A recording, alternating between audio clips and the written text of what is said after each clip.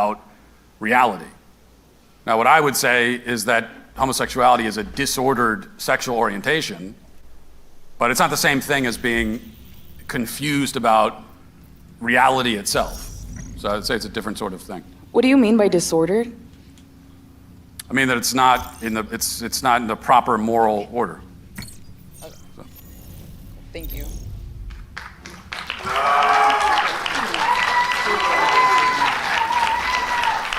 Someone disapproves?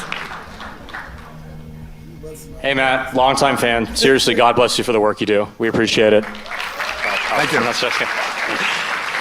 Anyways, for the question, I very much kind of like the, how do I put this, kind of the worldview you push about putting the truth above everything. I very much agree with that and have tried to practice that in my own life.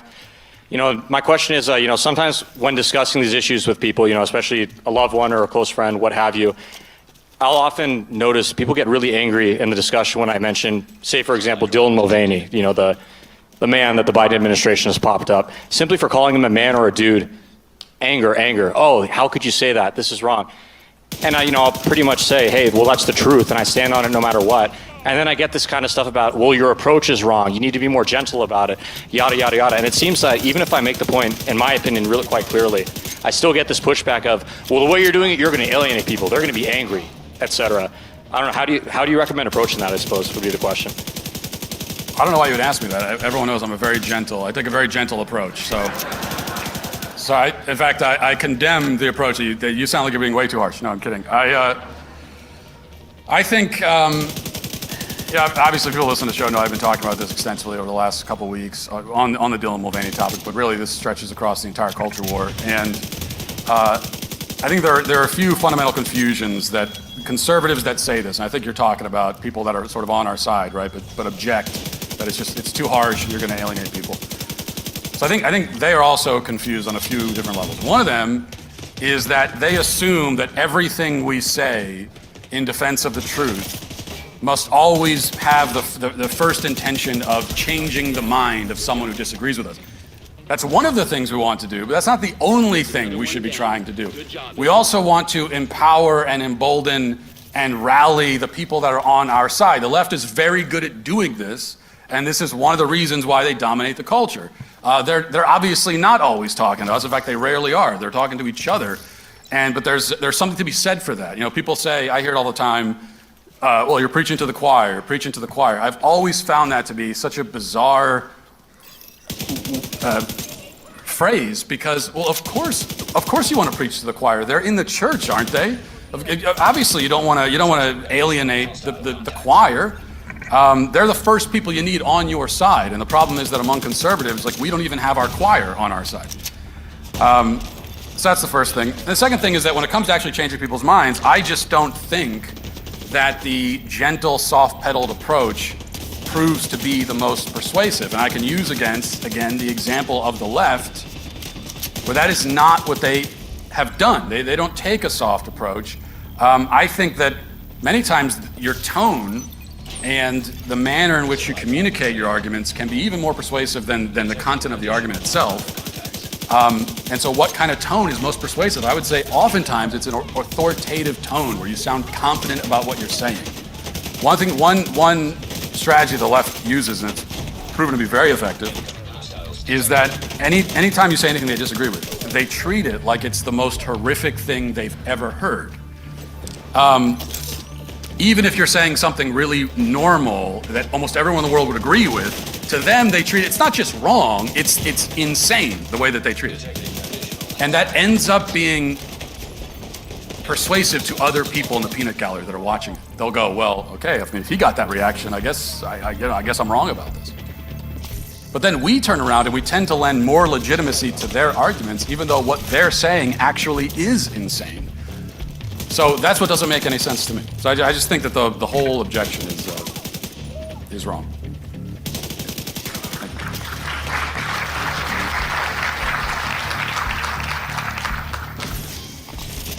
Hi, my friend Zishan says you're a hero and a national treasure. Well, thank you. Tell him I said thank you. He's watching on live stream. I wanted to ask if your Catholic views like how much they affected your views on gender and what specific church teachings do you like stand strongly for? I certainly can't say that they, you know, I'm a Catholic, and so that permeates every part of my life.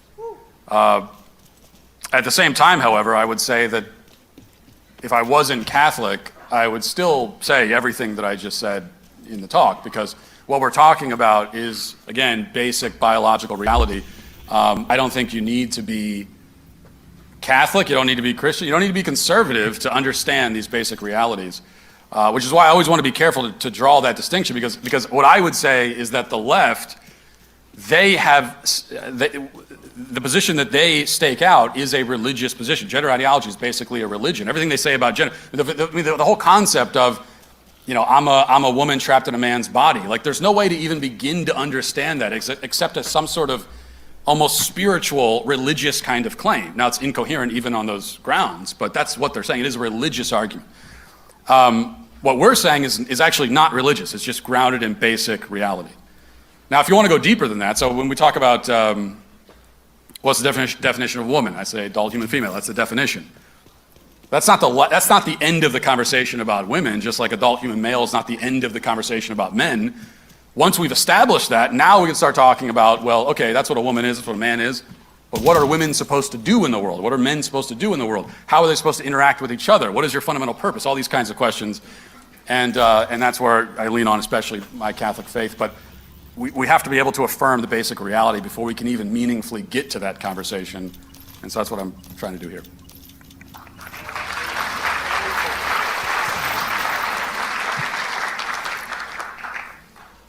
Do you hold it right? Hey Matt, my name is Nolan Hernandez. I am a former UFC fighter, now currently retired.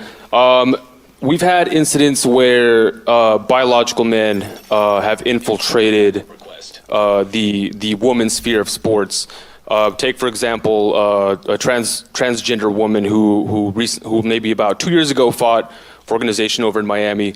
What are your thoughts on that? And also, I know Taylor Silverman has been a topic in the skateboarding community where, you know, men have been competing in skateboarding competitions with young girls. I mean, I assume what your response would be, but I would like to hear it. Well, I'm totally opposed to it, obviously, and I think that it's the kind of thing that if we're going to put a stop to it, it's going to ultimately fall on the women who are in these sports to take a stand. And I'm encouraged by the fact that I think we're seeing more of that in recent years, but still not nearly enough. Now, I don't want to put it all, especially when we talk about high school sports and, you know, when you've got male track athletes. It's crazy to me. Like, it tells me you were so bad at competing with men that you had to lower your standards to go and compete with females. Come on now. I'm not with it.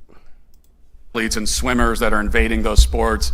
I don't want to say that it's all on the high school girls to put a stop to that and we're going to do nothing. Like, we have to stand up and speak in their defense. But ultimately, there's only so much that we can do. There's only so much that I can do from the outside. I can point out how wrong this is. I can make all the arguments. But when you're actually in the situation, it's going to be about how you respond to it, which is going to mean the thing that really puts a stop to this is when the women in these sports say, I am not going to participate in this charade. So if I show up for the swim meet and there's a man competing, the whole thing is a lie now. It's a farce, and we're not going to take part in it. That's what puts a stop to it. Is when women ultimately take that kind of stand. We're not there yet, but I'm hopeful that we'll get there. So, I agree fully. I want to ask you one fun question for my sake, and maybe people will laugh at this, but I know you're into UFOs and the whole like possibility of aliens. Good. Which to me, I think at this point you're kind of, excuse my language, but I think you're kind of stupid to not believe in aliens. Now, my question to you is, what are your thoughts on Bigfoot? How much time do we have? Because I could go on for a while here. Listen, here's what I want to say to that, okay? Now, so you and I we're compatriots on the UFO thing, and when the aliens do land, I think you and I will be safe because we have already stated our belief in the aliens, and we don't reject them the way all these other people do. So they can be vaporized first and not us. But you have also, I think, disrespected aliens by lumping them in with Bigfoot. I don't know why. It's like everyone thinks, well, it's ghosts, Bigfoot, and aliens, as if they're all the same kind of thing. These are all three different categories here. And you can have, you don't have to put them all in the same basket. So my whole argument, I told you I'd go on about this. My argument about aliens hinges on the vastness of the universe and the fact that there are trillions of planets, like hundreds of billions of galaxies with hundreds of billions of stars and planets, trillions of planets. And so the idea that there is no intelligent life on any of them, that the entire universe is totally empty except for us, I find to be absurd. But it works in the opposite when it comes to Bigfoot, because now we're talking about what, a race of intelligent man apes that have lived like in the woods. They've lived like in the woods in the back of your house for centuries, and no one has ever got a good footage of them. No one has ever found a campsite. No one's ever found bones, a corpse, nothing. So that's okay. Let him. Thank you, Matt. I do believe Bigfoot is real. I do think, Based on what? however, Do you have a I do rebuttal? think, however, that they are separate in separate categories. But anyways, that was a fun question from me to you. Thank you for answering. Thank you.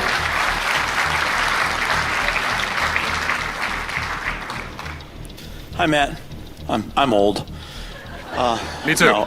Yes. So I just got done right before I came here watching your "What Is a Woman" documentary on Daily Wire Plus, which I encourage you all to sign up for. Lots of good content, and pay your money. But now it was very good.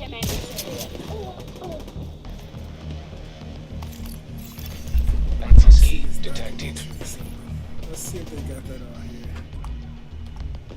here. And very good at addressing the institutional proponents of transgenderism. But the one area that I think you didn't address in that, probably not on purpose, is that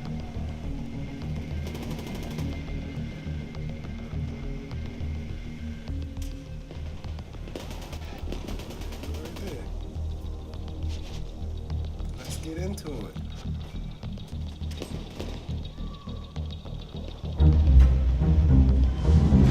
What is a woman? Can you tell me that? Well, you're at the Women's March. You must have some idea. Please, if one person could tell me what a woman is. You are not here for women. We ask you to leave. What is that? I'm a husband. I'm a father of 4. I host a talk show. I give speeches. I write books. I like to make sense of things. A woman is not anything in particular. There is not one particular thing. It could be many things to many people. Some women have penises, right? Some men have vaginas. I like scented candles. I've watched Sex and the City. Yeah, How do I know if I'm a woman? that's a great question. You're not a scientist. You're not a gender studies major. No, How do you know that you're a man? I guess because I got a dick. Can a man become a woman? I'm not a woman, so I can't really answer that. Women only know what women are. Are you a cat? No. Can you tell me what a cat is? You want to tell us what a woman is?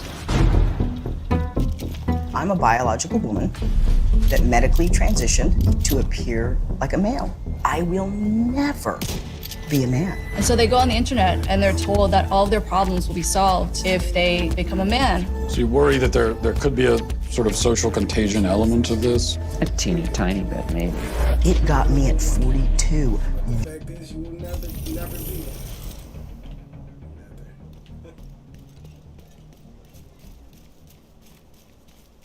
Your child doesn't have a chance. And you're affirming it with hormones that have never been used in this way. Puberty blockers, which are completely reversible. Completely reversible. One of the drugs used is Lupron, right? Which has actually been used to chemically castrate sex offenders. You know what? I'm not sure that we should continue with this interview. So you don't want to talk about the drugs that you give to kids, or? How can they be removing the healthy breasts of 15-year-old girls? There are masculine girls. There are feminine boys. What are we going to do about that? Carve them up? How can this whole thing be happening, Matt? I wanted us to have a safe place to be able to talk about this.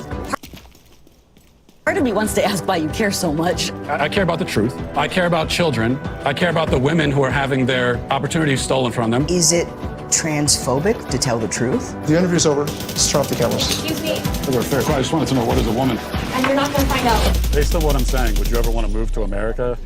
They say no, never.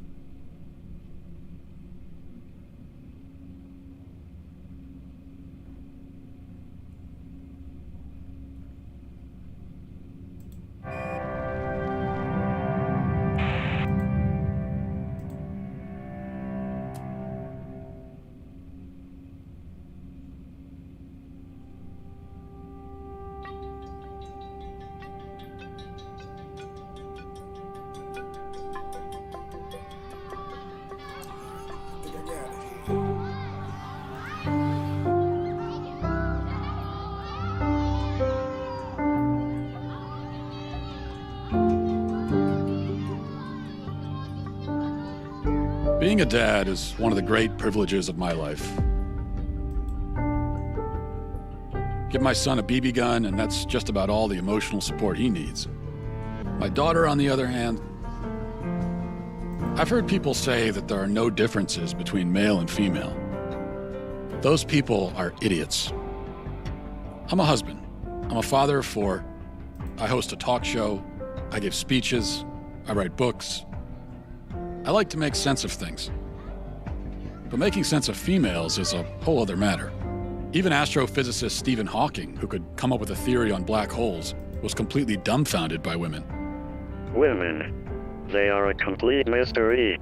And now our culture is telling us that the differences between girls and boys don't matter. That if you identify as something, then you are that thing.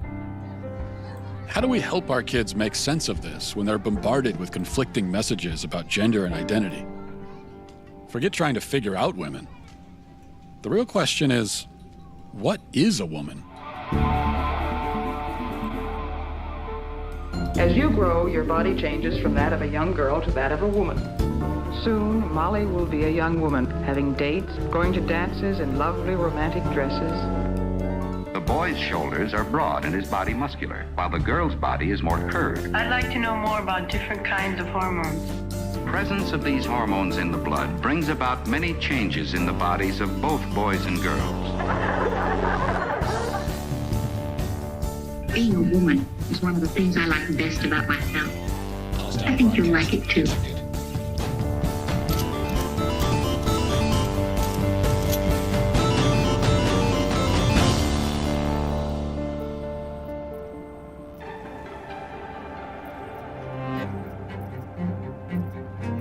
I like to come out here to think.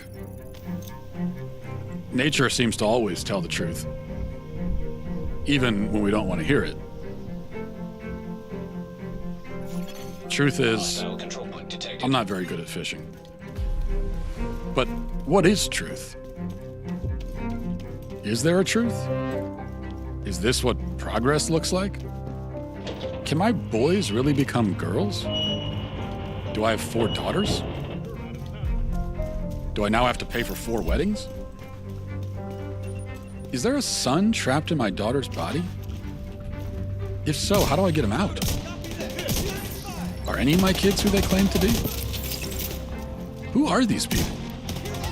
Who am I? I better see a therapist. In the state of Tennessee, I'm a licensed marital and family therapist, which basically means I've been trained up to think about like systems, family systems, how we were raised up, how that shapes who we are today. So on your website, if you'll bear with me, quoting, you say, I use a combination of approaches in my therapeutic work, including anti-oppression, feminist, and narrative frameworks. I rely deeply on systems theory and understanding that individuals are products of and in dialogue with our surroundings, including our families, broader culture, workplaces, nature, and political climates. What does that mean? Yeah, so thinking about the modalities that I use, I'm definitely informed by like feminist family therapy, and the idea is that we live in gendered worlds where there are certain imperatives that are placed on us about who we are and what we do based on how we've been gendered. From the minute I was assigned female, I was told, okay, these are the kind of clothing that you're gonna wear, these are the type of play that you're gonna engage in as a child, the path that maybe your life will take because of social expectation. What do you mean by assigned female? Who assigns female? Yeah, so most times people, when they're born, they're assigned a gender By the doctor. Yeah. Like, what do they base that assignment on? So basically, it's based on genitalia. So people looking at genitalia and deciding, okay, this is a girl or a boy. And we know now that that sex and gender are so much more than just this binary. Some women have penises, right? Some men have vaginas. That's not how gender works. How do we know that? How do we know that that's not true? Where did we learn that from? Yeah, well, I learned that from hearing from transgender people who've said, like, oh, I'm a trans woman, and just because I happen to have a penis, right, that doesn't mean that this is like who I am as a person, or that genitalia doesn't equal gender. Who they are, their gender expression. That a trans woman is a woman. With the fluidity of these things, how do I know if I'm a woman? That's a great question. I like scented candles. Yeah. I've watched Sex and the City. Yeah. Yeah. So how do I know? Yeah, Matt, that question right there, like that question is like when it's asked with a lot of curiosity, right? That's the beginning of a lot of people's like gender identity development journeys. If my mom who gave birth to me is a woman, and my wife is a woman, though I haven't asked her, maybe I should. But if they're all women, and also the boy who sits down with you and says, I think I'm a girl, actually is one, then what is a woman? Yeah. Great question. I'm not a woman, so I can't really answer that.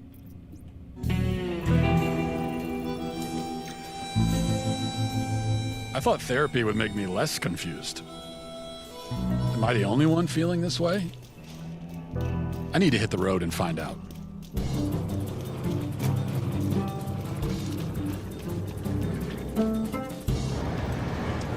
We're talking about gender in society. Let me start with a real basic question. What is a woman?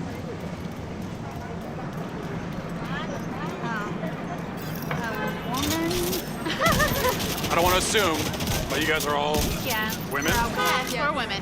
So how would you define it, like in the simplest terms? That is hard. Yeah, it is. It is a stumper. A woman is someone that likes to be pretty and think of themselves as a delicate creature. I'm pretty indelicate. Okay. I could be a woman too. Yes, you could. Defining womanhood is just a project of someone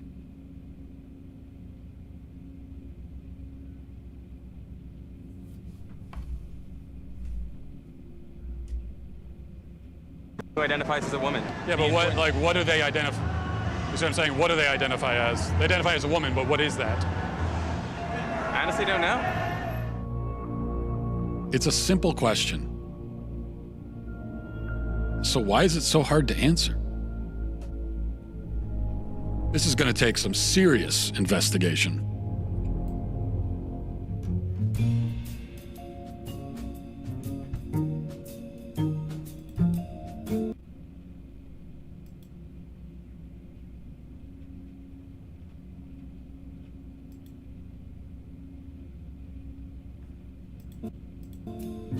For all of human existence, women were understood to be a certain thing. So what changed?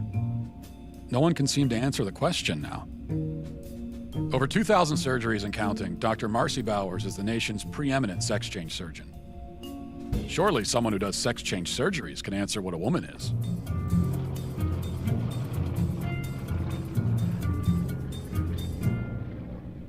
Dr. Marcy Bowers, first of all, thanks for talking to us. My pleasure. So you're a world-renowned gynecologist and surgeon. You're also a transgender woman. Can you tell me a little bit about... Well, I mean, I identify as a woman, but... You're a woman, right. I'm a woman with... I mean, that's my life, day to day, but I have a transgender history. So one thing on your website, it says gender-affirmed, GAV, gender-affirming vaginoplasty. Mm-hmm. What is that exactly? A vaginoplasty is creation of female, a female vagina and vulva. We're altering the physical characteristics of the individual to fit better with a gender identity that is female. This is all constructed from the penis? Yes, that's right. The surgeries are quite refined in the sense that they really, not only do they look like female anatomy, but they also function that way, for the most part. I mean, certainly it's a bit of a Faustian bargain. You know, it's not perfect. Does anyone ever regret their surgeries? Or, well, we know they do, but how often do people regret their surgeries? Well, actually, we don't know that they do. There are legitimate detransitioners, and there are people who truly feel that in their journey, they may have made a mistake. Now, fortunately, this is a really, really uncommon phenomenon. I don't know if you've ever heard of people in the trans-abled community. These are people who are physically able-bodied but feel like they should be disabled or identify as such. For example, a man who has 2 arms but feels like he should have 1. If a man in this kind of marginalized community went to the doctor and said, I want to have my arm cut off, do you think that That doesn't have anything to do with gender identity. well, it's someone's self-identity, how someone identifies? That's someone who has and I'll accept it as a mental diagnosis, a psychiatric condition. I don't even pretend to know what aptomenophilia is all about, but somehow it's the idea that you're fascinated or charmed by having a limb or part of a limb missing. Okay, I would say that's, pardon my non-medical language, kooky. You don't see any? You think this is totally irrelevant? Yeah. So, the biggest, broadest question is, what is a woman? A woman is it's a combination of your physical attributes and then what you're showing to the world and the gender clues that you give. And hopefully those match your gender identity. The critics on the other side of this, of this issue. There aren't many, but go ahead. There aren't many who would disagree with what you're saying about. Well, the dinosaurs of the world are certainly out there.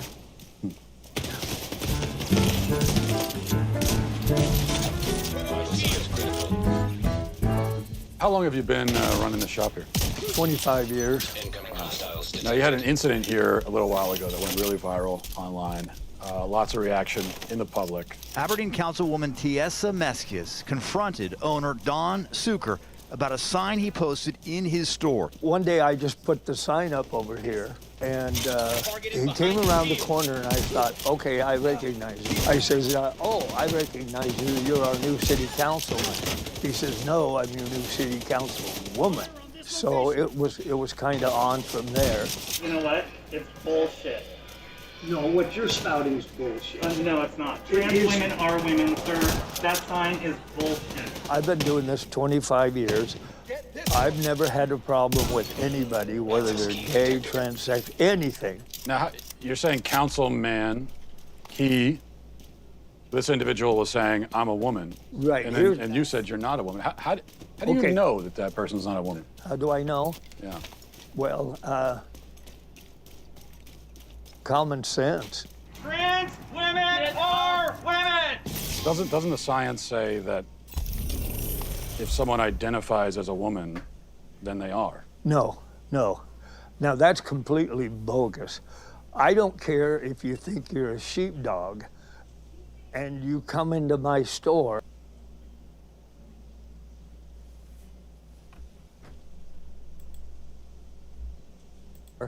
It don't matter to me. Just don't come in and try to shove that shit down my throat. If it makes someone feel better, what about their feelings? I don't give a shit about their feelings. I'm old. What about in the Star Wars universe? Jar Jar Binks? You don't gotta hate me because pansexual, do you think? What you believe. Transgender?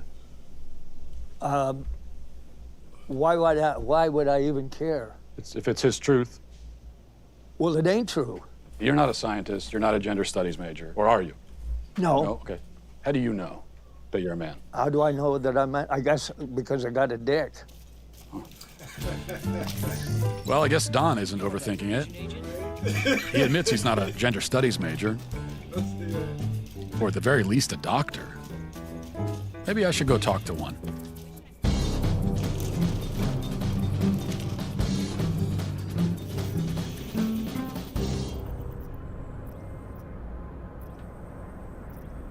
My name is Michelle Forcier, and I have a medical degree from University of Connecticut, residency, University of Utah Pediatrics, and I've worked for a number of different Planned Parenthoods for 20 years. I do advanced contraception and abortion, as well as gender hormones, and sort of looking at the whole sort of schema of gender, sex, and reproductive justice. So you've done a lot of work in this field. Could you just start by telling us? Sure. At what age can a child first begin to transition into another gender or identify themselves as a gender different from how they were born? Yeah.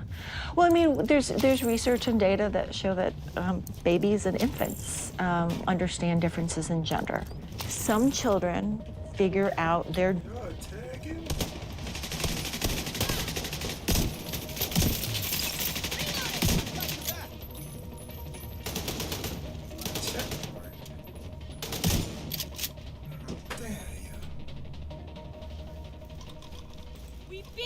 We'll never let them beat us.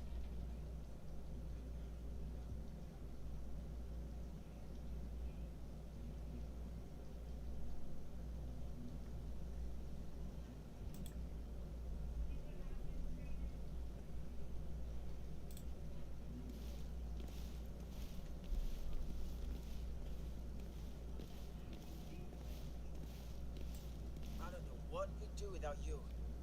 Thanks again. Thanks for all your help. figure out their gender really early, and the reason why we are say, oh, that's interesting or important, is because they're figuring out their gender identity is not necessarily congruent with their sex assigned at birth. When the doctor sees the penis and says, this is a male, has the sex of male, that's an arbitrary distinction? Telling that family, based on that little penis, that your child is absolutely 100% male identified, no matter what else occurs in their life, that's not correct.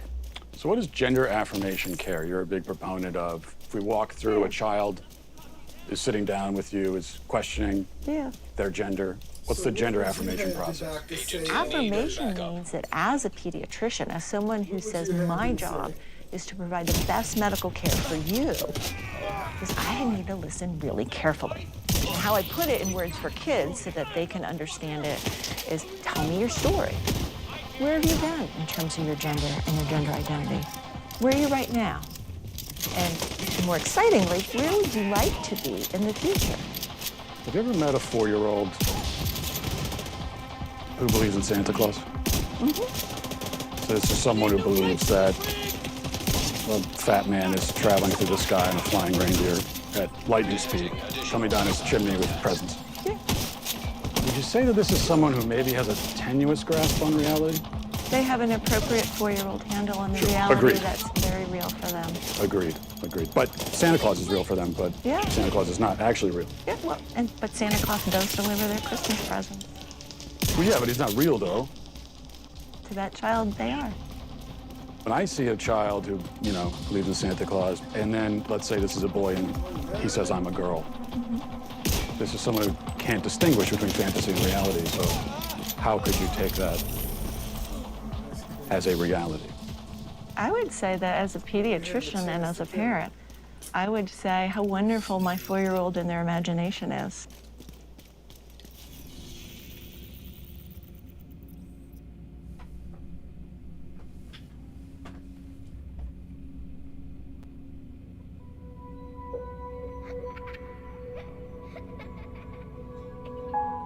Aren't kids famous for their active imaginations?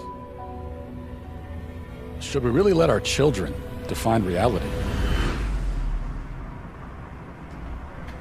If I say that I feel a certain way, then obviously you can't tell me I don't feel that way. But just because I feel that way, does that mean that it's true? I mean, if it's your reality. Yeah, if it's your reality. It's truly like none of my business. So we all have our own Identity. realities? What if I said, I want you to say that it's true that I'm a woman? Would you say that? You're a woman. I would also say that. If you want. Yeah. I honestly don't care. Like, whatever makes you happy. What's true to you can be false to me. So like, it's What if I said that it's true? My truth is that you don't exist. Does that mean you no longer exist? I mean, if that's your truth, sure. I don't. Because But you do. They can't even argue against some valid points. I mean, if you're saying that I do, then I do. Well, but even if I said that you don't, you still do, because we're having this conversation. Just to be right, she's gonna agree that she does not exist. Just to be right on a point of someone's truth is their truth, which is crazy, because there's only one truth. I mean, are we? To be right, you're gonna sit there I think so. I mean, I thought. That's what you think. That's your truth. Well, I should have known it would be hard to define reality in Hollywood. I should probably look to the place where truth is the foremost pursuit. The American University.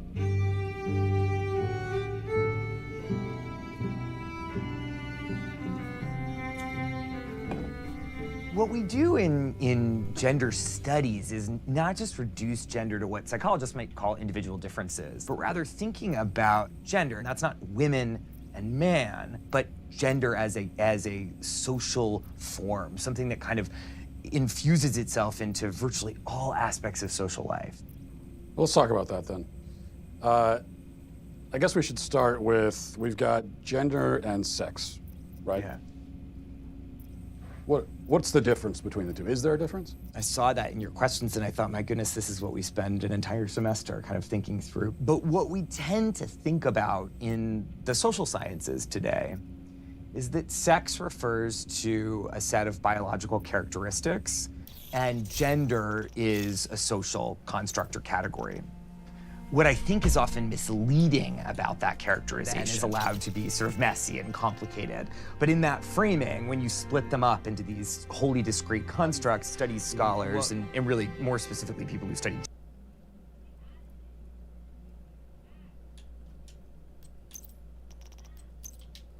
sex. We're not talking about sexuality right now. In the kind of academic universe that I travel in is that we see how deeply gendered ideas, cultural ideas about masculinity and femininity, maleness and femaleness, both in humans and in lots of other animals. So are gender and sex two different things, or? Well, I think that they both are and they aren't. I'm comfortable saying that gender and sex are two different constructs, but they're deeply intertwined with each other.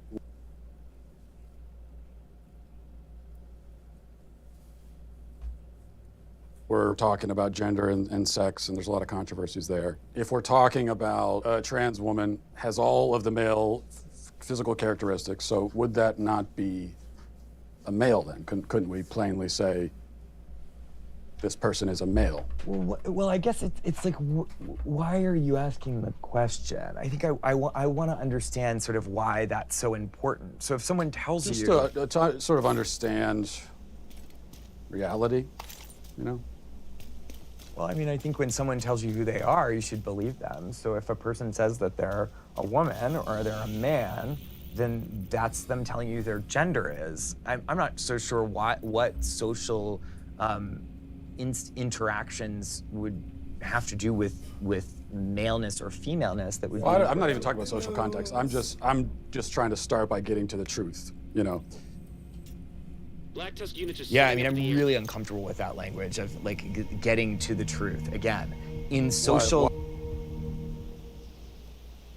Of course, you're uncomfortable with civilians in danger. Because you know you can't get around it. Why is that uncomfortable? Because it sounds actually deeply transphobic to me. And if you keep probing, we're gonna stop the interview.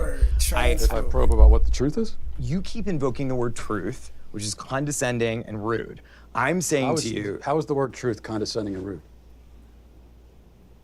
Why don't you tell me what your truth is, and you're walking on 30 seconds more of thin ice before I get up. What my truth is? Well, I don't think I really have a truth. I think that there's just the truth, like the reality. And so we should begin by trying to figure out what the reality is. Uh-huh. And why are you concerned with when someone else tells you that they're a man, or even if they use the word male, why are you concerned with not believing them? Well, you keep bringing it back to, you know, how do you respond in a social situation? That's what I do. I'm a social scientist. Well, right, but we're in a university. This is a place of understanding truth, isn't it? Or... Absolutely. We pursue truth, and I'm a social scientist, and that's what I do. But you just said the truth is transphobic. That you would say, if you're saying the truth is that I get to say, you're not a man, show me your genitalia, that's transphobic. No, I don't want to see anybody's genitalia. I just mean... Someone can make a statement about themselves that could be untrue. Like, for example, if I were to say that I'm a black man, would you accept that, or would you be skeptical? Are you black? Are you African American? Are you biracial? I don't think so. You don't look that, and I don't think it doesn't sound like that's a genuine statement of who you are.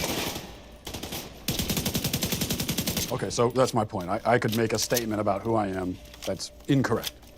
Of course, I think it's well established that human beings can lie, yes. Or not even lie. I mean, I could just be mistaken. Yeah. I guess this all comes back, this all comes down to really one question. Especially women, gender and sexuality studies. So what is a woman?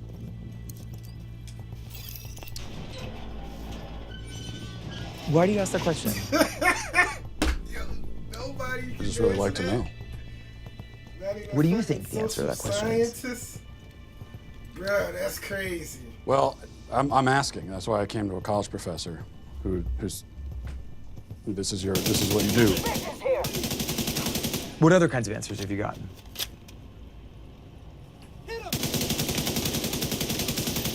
A lot of like this, where you're not answering. I've gotten a lot of that. So.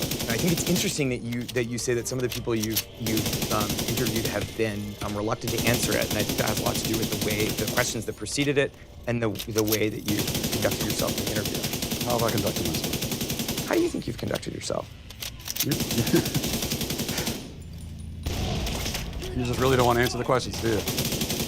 I came today very willing and enthusiastic about answering questions about women's gender sexuality studies, which is so you wanted to answer questions about women's studies, and so the first answer you should be able to provide is what exactly is a woman? Well, for me, it's actually a really simple answer, and that's a person who identifies as a woman. But what are they identifying as? As a woman. But what is that? As a woman. Do you know what a circular Gotcha. definition is? I do. It's sort of like what you're doing right now, where a woman is a woman. Mm-hmm. Well, because you're seeking what we would call in my field of work an essentialist definition of gender. I think it sounds like you would like me to give you a set of biological or cultural characteristics that are associated with one gender or the other. I'm not seeking any type of definition, I'm just seeking a definition. Yeah, and I gave you one. Well, now I can say I've been to college. Glad I didn't pay for it. Is there anyone willing to give me a straight answer? Ideally, somebody with a bunch of medical degrees on the wall. Dr. Grossman, thanks for talking to us. You're a psychiatrist, medical doctor, and you've done a lot of work in child psychiatry. What is transgenderism from a psychiatric standpoint? The best way to approach it is by speaking about gender dysphoria, which is an intense loathing and discomfort with one's biological sex. They exist anywhere between 1 in 30,000 people and 1 in 110,000. It's important to distinguish those people from what's happening much more recently, which is kids that never had any discomfort or dysphoria, as it's now called, with their biological sex. And then quite suddenly, as preteens or as adolescents, they come out and they announce that they are gender fluid, or they start to question their sex. So first, let's define the terms, sex and gender. Yes, please. Sex is biology. Sex is unchanging. It's based on chromosomes. 99.999% of the cells in the body are marked either male or female. Gender, on the other hand, is a perception. It's a feeling. It's a way of identifying. It's an experience. Okay, that's subjective. It sounds like what you're saying is that if a man is male, but thinks of himself as a woman, he's not actually a woman? That's correct. Male gametes, that's what makes me male. No, your sperm don't make you male. Then what does? It's a constellation. In reality, in truth, okay? Whose truth are we talking about? The same truth that says we're sitting in this room right now, you and I. No, you're not listening. If I see a chicken laying eggs and I say that's a female chicken laying eggs, did I assign female, or am I just observing a physical reality that's happening in the world? Does a chicken have gender identity? Does a chicken cry? Well, Does a chicken commit suicide? Let's What does that have to do frame with- it, because you're trying to... Chicken has sex like any biological organism. An assigned gender, but a chicken doesn't have a gender identity. So we assign female to chickens when they lay eggs? We assume they're female if they lay eggs. Now, I was told that really everyone agrees with the current approach to gender and transitioning kids and all of that. And if you don't agree, that you're a dinosaur and a bigot. So, are you a bigoted dinosaur? I'm not bigoted and I'm not a dinosaur. I am rooted in reality and in science. Whose reality? There's one reality. The first race that I competed against a transgender athlete was during my freshman year. And once the gun went off, the two transgender athletes took off flying and left all of us girls in the dust. Throughout all 4 years of high school, I was forced to compete against biological males. I only competed against them in sprinting events, but I raced against these athletes over a dozen times throughout the years, and every single time I lost. Did they inch you out of medals that you would have won otherwise, or trophies you would have won? They beat me out by 20 meters out of medals. And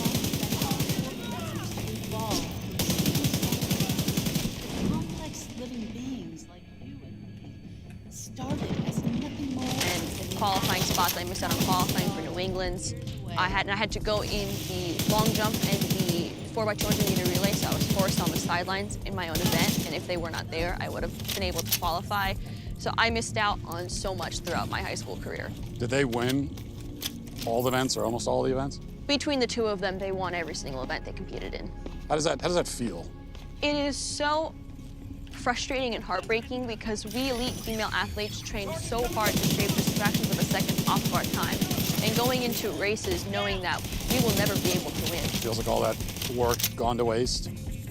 It does. After so many losses, it just gets to the point of, why am I even doing this? Why am I keeping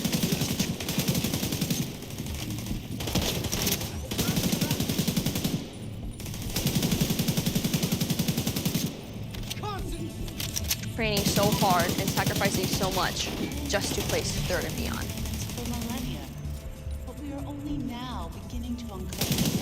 Case in Connecticut, there were two male track runners, They were trained girls.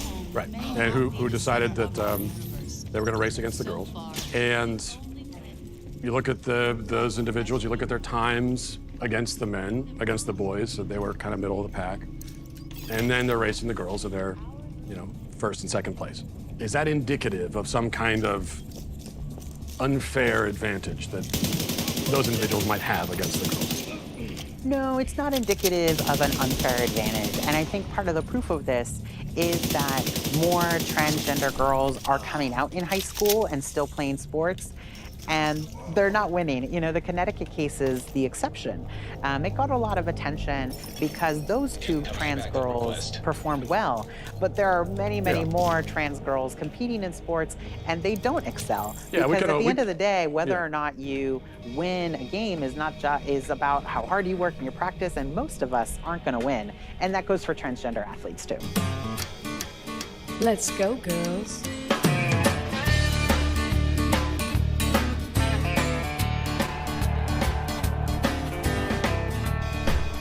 The norm is that transgender youth don't win that much in sports games. Alana McLaughlin was very appreciative for Provost to take this fight. I don't know how appreciative is now, but she got a couple punches in. It is very much the exception when a transgender young person does win. And the tap. And it's because there's not really an advantage to being trans. Only a few people are going to lead the pack. There are some slight differences, but does it translate to a competitive advantage? I think you'd be very hard-pressed to prove that.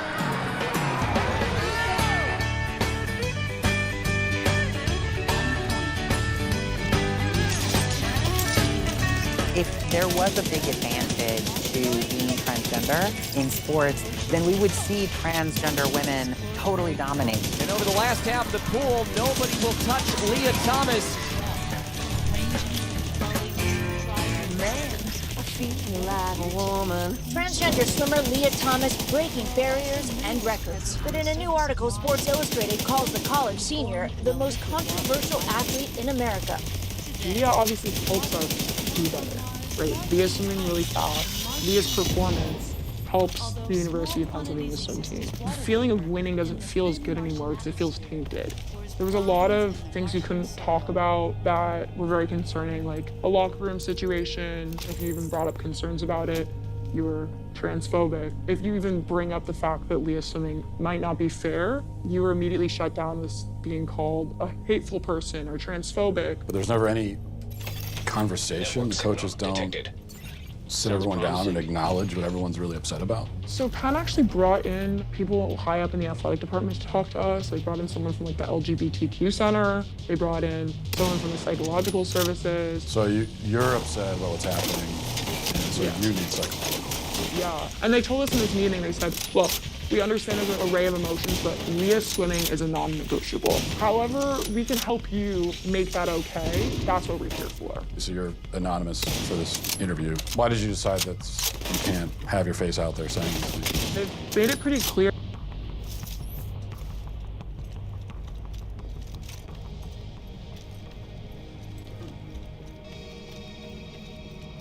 that if you speak up about it and you say anything negative, that like your life will be over in some way. Like you'll be blasted all over the internet as a transphobe if you come out, and then you'll never be able to get a job. Like anyone who wants to hire you will look you up and see you're transphobic and your life will be over.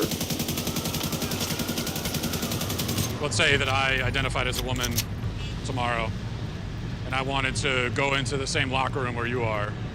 Should I be allowed to do that? As long as I identify that way? I don't know. I just feel that other women would be uncomfortable by you walking in there. Ella dice que qué tú piensas acerca de que los hombres que son transexuales usen baños de mujeres. ¿Tú crees que está bien? Pero dilo. No, look at the Controversy at a health club in Koreatown over the issue of gender. That's right. Video of spa goers complaining was posted on social media. I just want to be clear with you. It's okay for a man to go into the women's section, show his penis around the other women, young little girls underage. Your spa, we spa, condone that. Is that what you're saying? Maybe you'll find a Like terminal I there. asked. It's so he can stay there. He can stay there. What sexual orientation? I see a dick. Police identified the person involved as 52-year-old Darren Morager of Riverside County. Morager, who has been a registered sex offender since 2006, now faces 5 felony counts of indecent exposure. Hello, I'm Congressman Mark Takano. Trans Month of Visibility is a time to recognize the strength, diversity, and resiliency of the transgender community. Together, we can make our country and our world a more accepting place by speaking out against transphobia at the source and supporting the trans community by getting the Equality Act signed into law. Congressman, thank you for being here. Thanks for joining us. You are the first member of Congress who's a member of the LGBT community and also a person of Asian descent. You're also a big proponent of the Equality Act. Yes. What is the Equality Act? If you were to just summarize it very briefly, I know it does a lot. The most simplest way to talk about the Equality Act is that it simply amends the 1964 Civil Rights Act to include sexual orientation and gender identity. So public accommodations is one area. What's a way that someone who's LGBT could be discriminated in public accommodations currently? Currently, public accommodations is the whole area of, hotels and motels and bathrooms and sports teams. Is that? I say bathrooms, sports teams, athletic events. Let's get into more specific policy issues. There are some women who say, and I've talked to a few who say this. They say, hey, I'd like some privacy in the bathroom. I'd prefer not to encounter naked penises, frankly.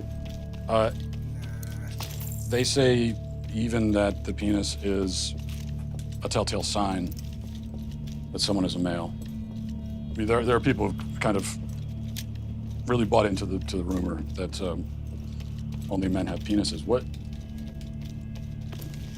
How do we account for that? How do you respond to that?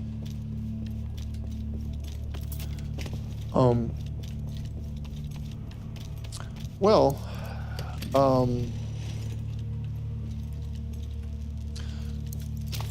what I would say is that most transgender people that I know, and it's a very, I think,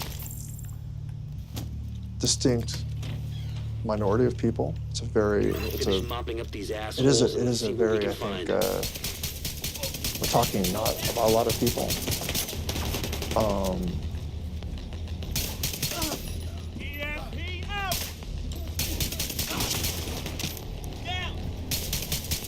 I think a person who wants to use a women's bathroom, who identifies as transgender, really does think of themselves as a female.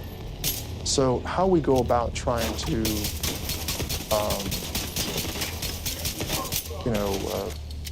respect their basic right to live, I think will be an important part of this law. And bathrooms, well, wait a minute, bathrooms are, where you want to take this conversation instead of the basic right to this life is something that I'm kind of mystified that you're kind of not focusing on first, but we're going straight to controversy over bathrooms. So, you know what? I think this interview is over. Yeah, I think this interview is over. I just had one last question. No, the interview's over. You want to know what is a woman? Please stop the camera. I just wanted to know. I came all this way to know what. But check out the server just to be sure. For their fair question, I just wanted to know what is a woman. And you're not gonna find out.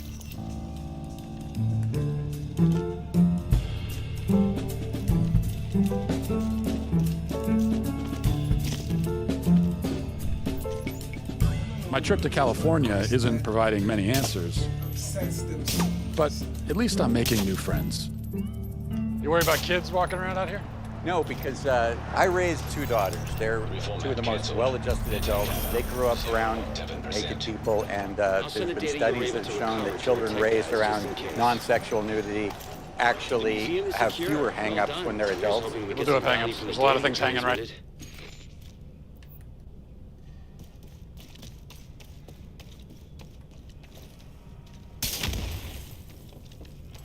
Now, during this conversation, can anyone be any gender they want to be? Can a man become a woman if he wants to be? I leave that. I mean, what people do, that's personal choice. People can live the life they want to. I'm trying to live the life I want to, an authentic life, and that's why I respect other people's rights to choose what they want to do. Well, why are you asking a gay man as to what it means to be a woman? You should be asking women what it means to be a woman, especially trans women, what it means to be women. I'm asking all kinds of people. Can anyone have an opinion about it? Only people who are women. Gay men don't know nothing about what it means to be a woman. Have you told gay men here in San Francisco that they're not allowed to talk about this? No. But it's not like I come around and say what a gay man is allowed to be. So you're saying if you're not a woman, then you shouldn't have an opinion? Where does a guy get a right to say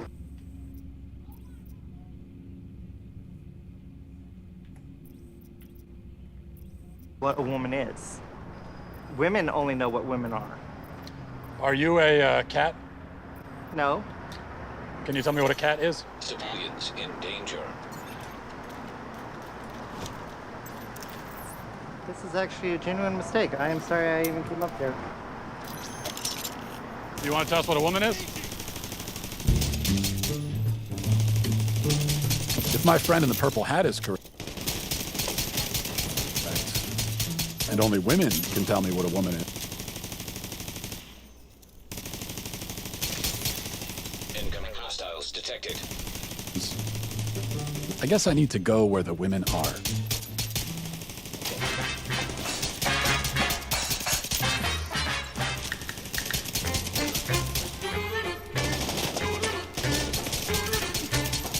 What is a woman? Can you tell me that?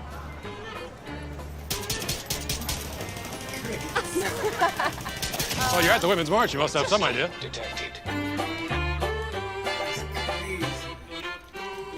So, I see girls, vagina.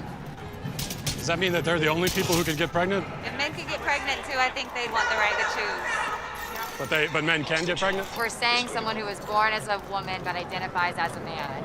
That a real man. It's a real man. Yeah. So men can get pregnant. Yes, if we're saying yes. They have the parts to do so. Is it just women that give birth, or is it? Or I guess yes. So men can give birth too. With a vagina. But that could be a man or a woman. Well, I mean, I think that's the whole point, right? That it's fluid. The way that we define these things changes a lot. What are you doing here? I'm asking these questions. Okay. I'm trying to figure out what a woman is. That's why I'm here. And this is the Women's March. I figured this is a good place to find out. I've come all this way to ask that question. Can anyone tell me what a woman is? You are not here for women. We ask you to leave. What is that? How am I harassing? I'm asking a question. Our body's our choice. Whose body? Our body's our choice. Our body's our choice. What is a woman? Can anyone here at the Women's March tell me what a woman is? How about you tell me what a woman is and I'll put a mask on? Sir, tell me what a woman is and I'll put a mask on.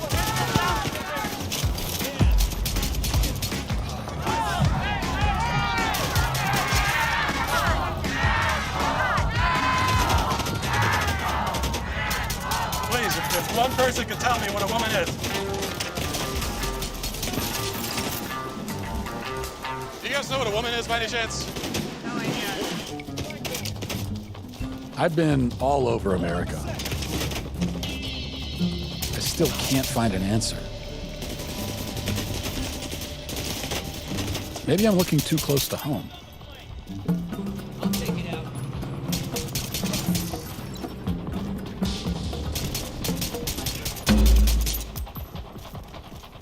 This is taking hits. Detecting additional hostile contacts.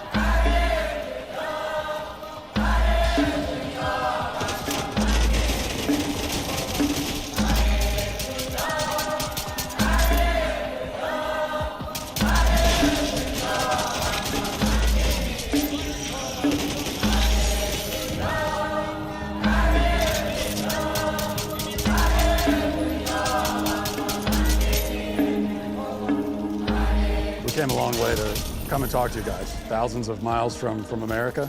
So thank you for inviting us into your tribe, first of all. I can say it is my pleasure to meet you and feel most welcome. But you're here to learn with me. I'm here to learn with you too. Great.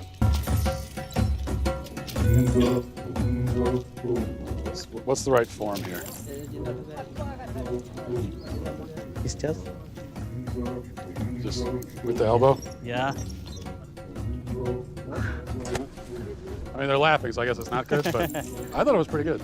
Not good enough to be a man yet.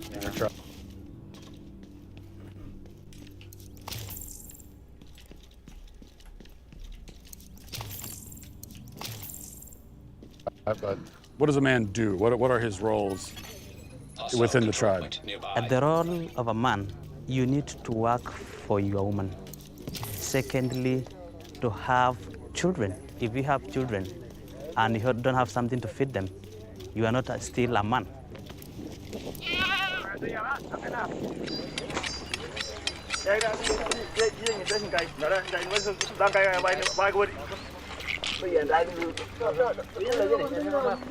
Yeah.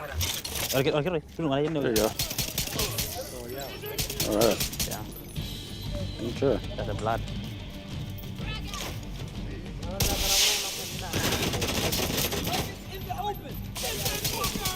It's the best raw kidney I've had in my life. What if a man decides that he wants to do the roles of a woman? In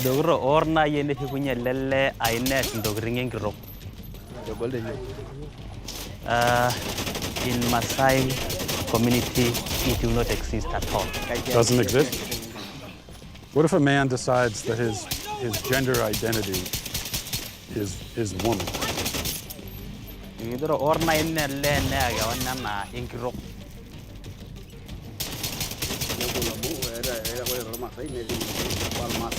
A woman has its own duty, and a man has its own duty, and a lady cannot do the duty of a man, and a man cannot do a duty of a woman. Incoming hostiles detected. Can a man become a woman? No. No? No. What about a transgender? Transgender?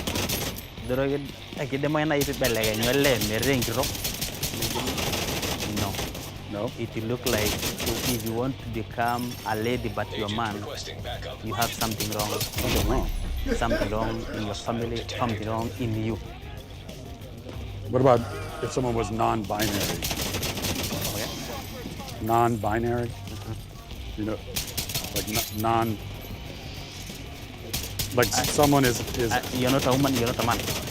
Yeah, someone is neither. There's something else. Is that?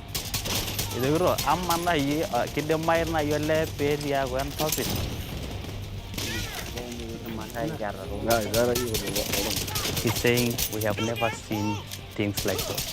For a man, he has a penis. For a woman, he has a vagina. So we know this is a lady, this is a man. What if it's a woman with a? What if it's a woman with a penis?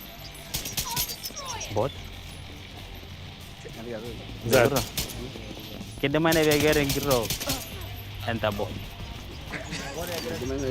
people are laughing. Is that a dumb question?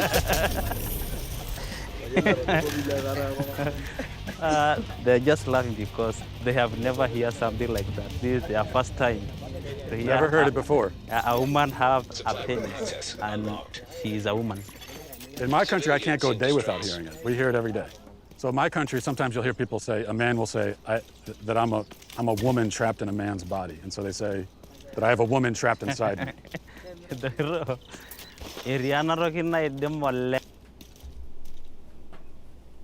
whole mind getting fucked up right now. They're like, what? How could this be? I've never heard of such a thing. This is a sickness. They want to know a woman has the breast. Yeah. Secondly, she has a vagina. Vagina. And the question is, does this man deliver? Does he deliver babies?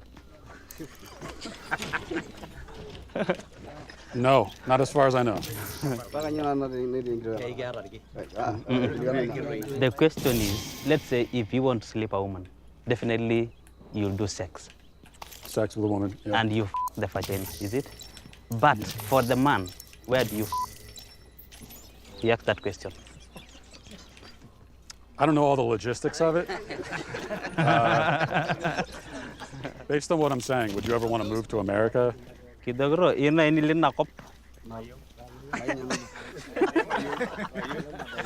They say no, never. What is a woman, if you had to give it a definition? She's saying a woman delivered, a man cannot. So it sounds like you don't spend a lot of time thinking about gender. You just kind of live your lives. You don't think much about it. He said no, because we believe that's a God plan. God's plan? He's saying that I'm shocked on what you are telling me. He's shocked? Yeah.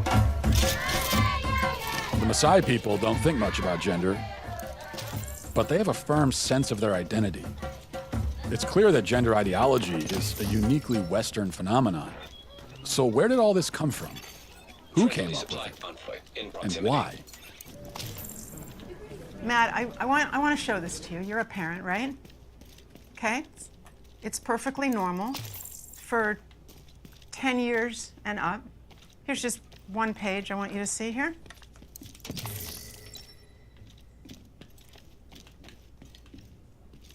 For 10 and up, huh?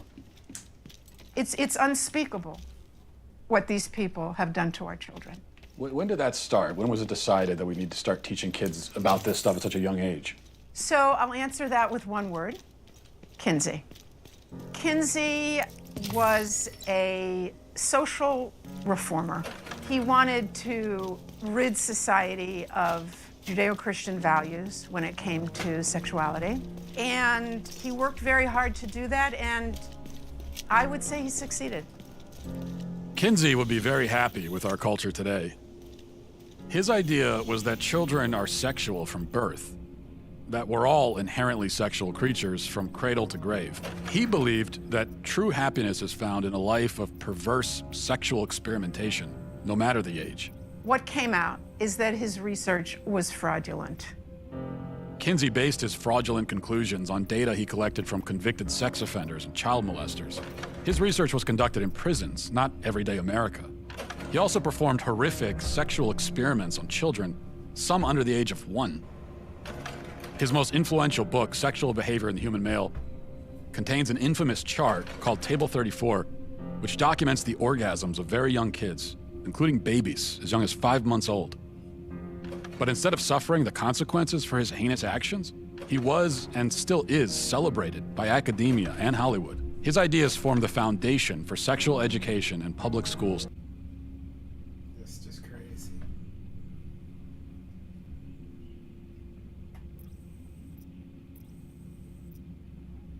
Today. How do we get from this to you can choose your own gender?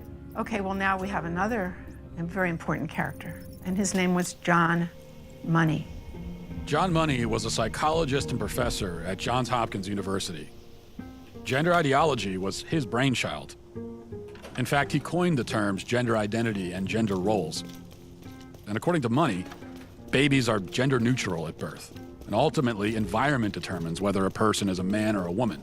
Money was telling the world about his theory that a boy could be raised as a girl and do just fine, and vice versa. And so Money tried out his theory on 2 young twin boys, the Reimer twins. When the twins were 8 months old and they went to be circumcised, the first twin, whose name was Bruce, something went wrong with the machinery and his penis was burnt off. They stopped and didn't do a second circumcision on the other twin, as you might imagine.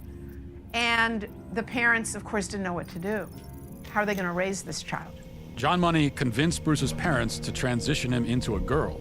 Money also conducted sexually abusive experiments on the twins throughout their childhood, including forcing them to simulate sex acts on each other. He reported up to the age of 10 that this was a complete success.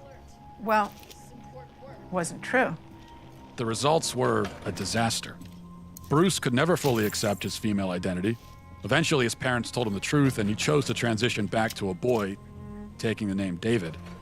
As an adult, David spoke out about the abuse and the damage done to him by John Money.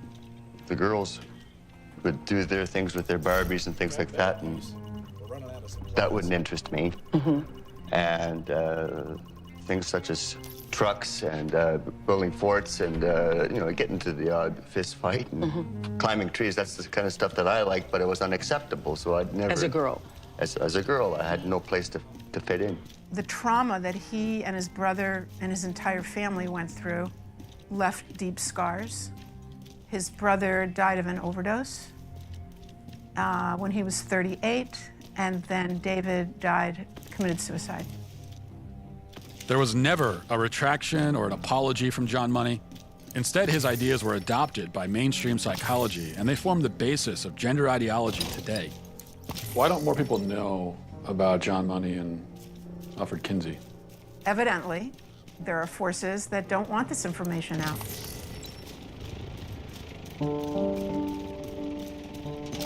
I never fit. I was an alpha female, a sales executive that kind of just didn't fit in any box.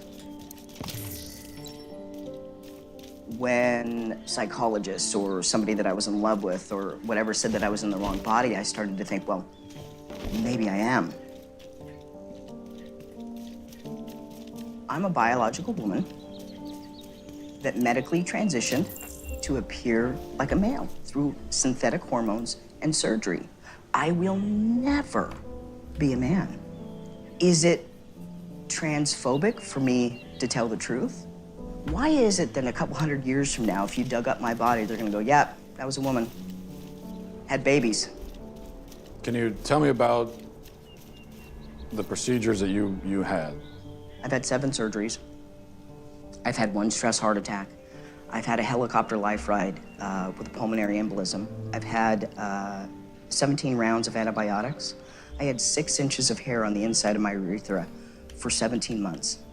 Nobody would help me, including the doctor that did this to me because I lost my insurance. I get infections every 3 to 4 months. I'm probably not gonna live very long. Was there any real discussion of the risks and the side effects and... No, there's not. And I know that people want to think that there is, but there's not. The truth is that medical transition is experimental.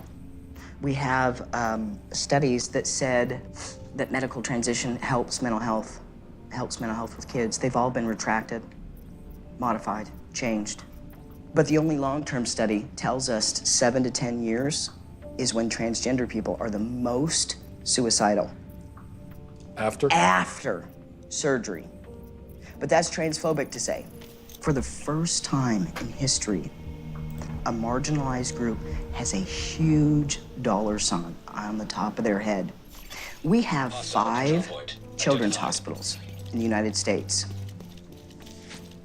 promoting that. What? That's a phalloplasty. That's a bottom surgery. We have 5 children's hospitals in the United States telling girls that they can be boys at $70,000 a pop in a surgery that has a 67% complication rate. That will kill me from infection that I can't sue on. We're butchering a generation of children because nobody's willing to talk about anything. I have 3 kids. At the age that they're doing this to kids. I'm not transphobic. I love my kids, and I love other people's kids, and you should too. This is wrong on so many levels. Can kids consent? Do you think kids are capable of consenting to? No, they're not. Being a parent is loving the hell out of your kids and helping them see around corners. What's the youngest patient that you've operated on?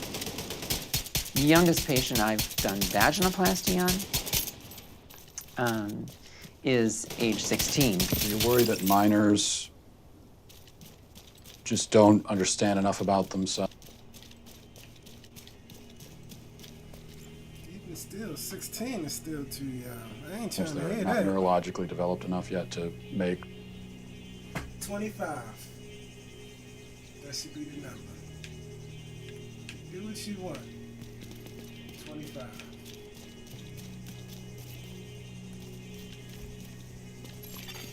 Friendly control point nearby.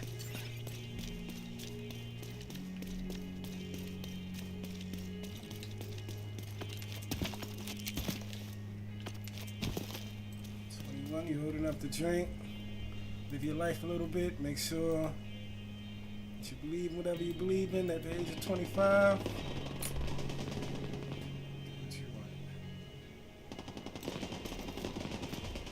Permanent life-altering decisions? Absolutely not. A young person's self-perception, one day they may be clear, the next day they may be totally confused and not sure, and you're affirming it with hormones that have never been used in this way in the field of medicine. You're talking about puberty blockers? Blockers and then opposite sex hormones.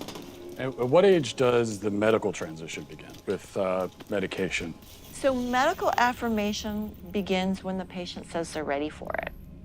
So that could be a kiddo who is just starting puberty and panicking because they're getting breast buds or their penis is getting bigger and busier and they're worried about all kinds of masculine changes. And that way, puberty blockers, which are completely reversible and don't have permanent effects, are wonderful because we can put that pause on puberty. Just like if you were listening to music, you put the pause on and we stop the blockers and puberty would go right back to where it was. The next note in the song just delayed that period of time. You can just pause puberty. No, you can't. And then pick it up? No, you can't. In the future? No, you can't. How many studies do they have, long-term studies, on hormone blockers with children? None. I just spoke a month or two ago with a mother whose 14-year-old daughter was put on blockers. They discovered after 2 years, this 14-year-old girl has osteoporosis. That's something that like old women get. How can doctors assure parents that a certain medicine is totally safe if, based on what you're saying, they can't possibly know that? How can they be removing the healthy breasts of 15-year-old girls? How can they be sterilizing kids? How can this whole thing be happening, Matt? Every child that they convince is. I will be right back, guys.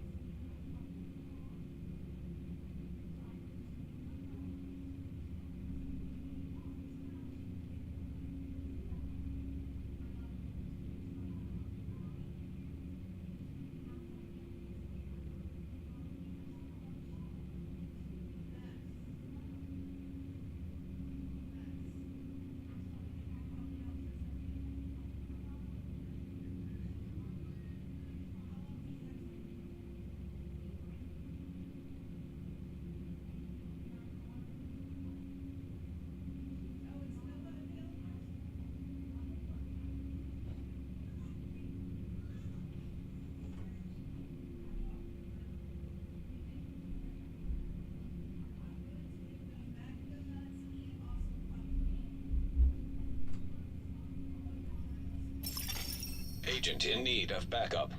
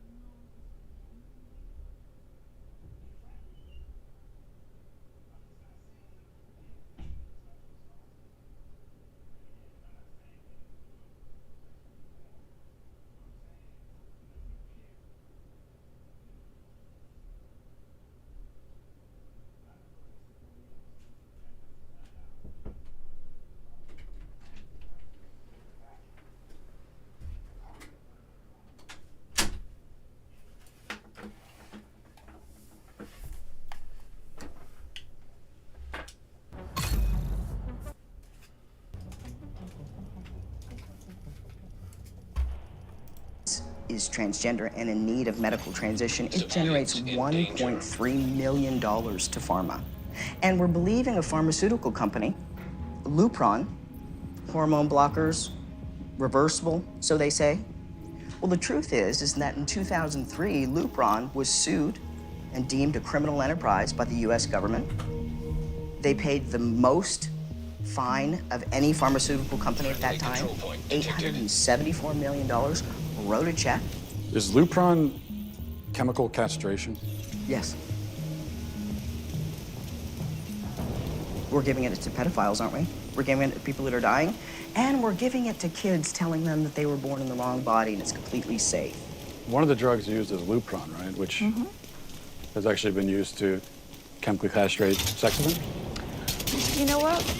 I'm not sure that we should continue with this interview because it seems like it's going in a particular direction. Well, you're a medical professional. I am a medical professional. You don't want to talk about the drugs that you give to kids? Again, I'm a physician and I use medication. You're choosing exploitive words.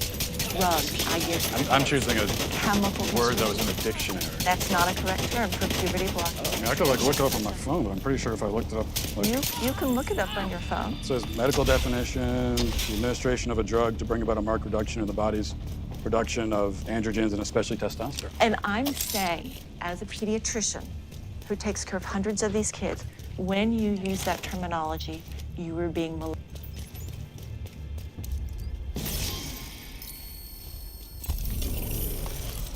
malignant and harmful. I mean, there are some who would say that giving chemical castration drugs to kids is malignant and harmful.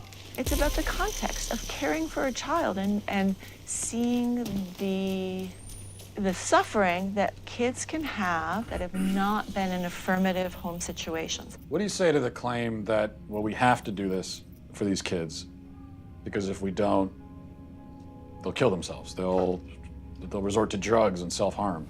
A lot of them were hurting themselves. A lot of them were suicidal before they even discovered gender. That is never part of the discussion. And they say, what would you rather have? A living daughter or a dead son? If this is what the professionals are saying, it's terrible emotional blackmail. Hello? Hey, is this? This is, yes. Hey, it's Matt Walsh. Where are you right now? I'm in Vancouver, British Columbia, Canada right now. Are you able to leave? I'm not able to leave BC. I can't even go to another province in Canada right now. And it's because I'm technically out on bail. What happened exactly?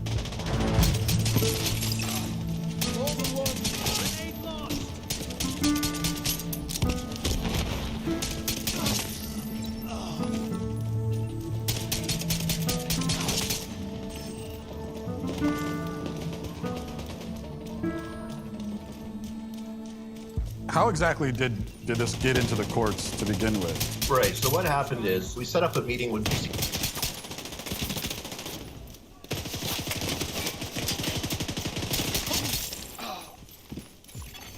Civilians in distress. Children's Hospital.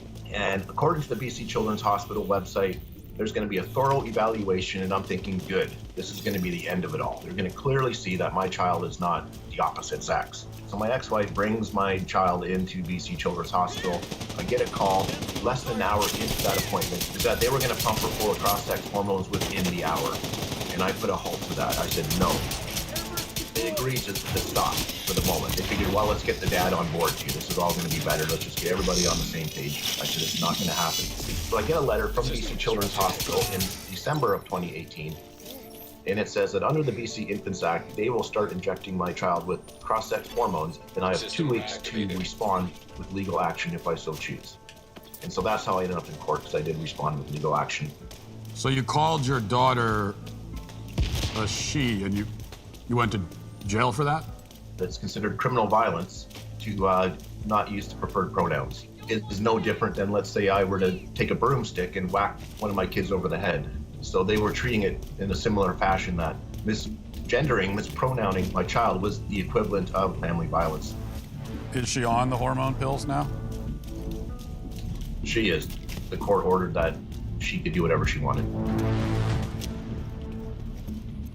2010 until I would say 2016, I would say 80% of my clients were trans. Now it is you identify, you take hormones, and surgery.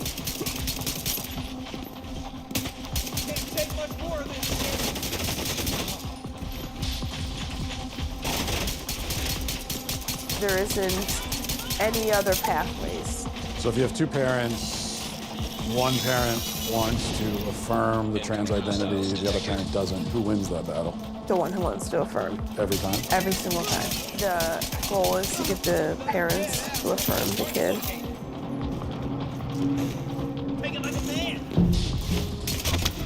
There's no such thing as a gender-affirming therapist. That's a contradiction in terms. Why? Because you don't affirm if you're a therapist. It's not your business to affirm. Backup request. You come to see me because there's something wrong. Maybe you come to see me because a destructive element of you is wreaking havoc in your life. I'm on the side of the part of you that wants to aim up, man. That's what I'm on the side of. Okay, now I don't know what that means in your case, but we're gonna talk about it. Am I gonna affirm what you think? No, it's not up to me to affirm it. You don't get a casual pat on the back from a therapist for your pre-existing axiomatic conclusion. That's not therapy, that's a rubber stamp. Is anybody at any point explaining to these kids the real long-term consequences of hormones and puberty blockers? I don't think they're explaining it to the kids, so that has frightened me, that it's become, that we're even talking to the kids about it at 10. We're presenting it in schools. So this generation, they're the lab rats.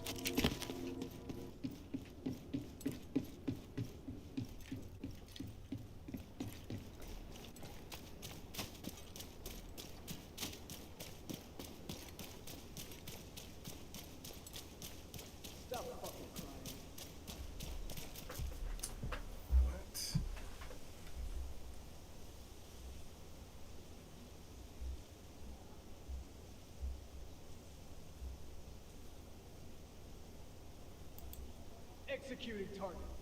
Woman, maybe 1 in 10 women have the average temperament of a man. And you can have feminine men temperamentally. And it's not that uncommon because the differences between men and women temperamentally aren't. Because the climate had become too stifling politically, especially when it comes to the topic of gender identity and the science of gender, it is absolutely impossible to do good research. You basically have to decide beforehand what you're going to find so that you don't upset activists, and that is not how you do science. Why has this shift occurred where all of a sudden gender and sex have become so politically and culturally charged?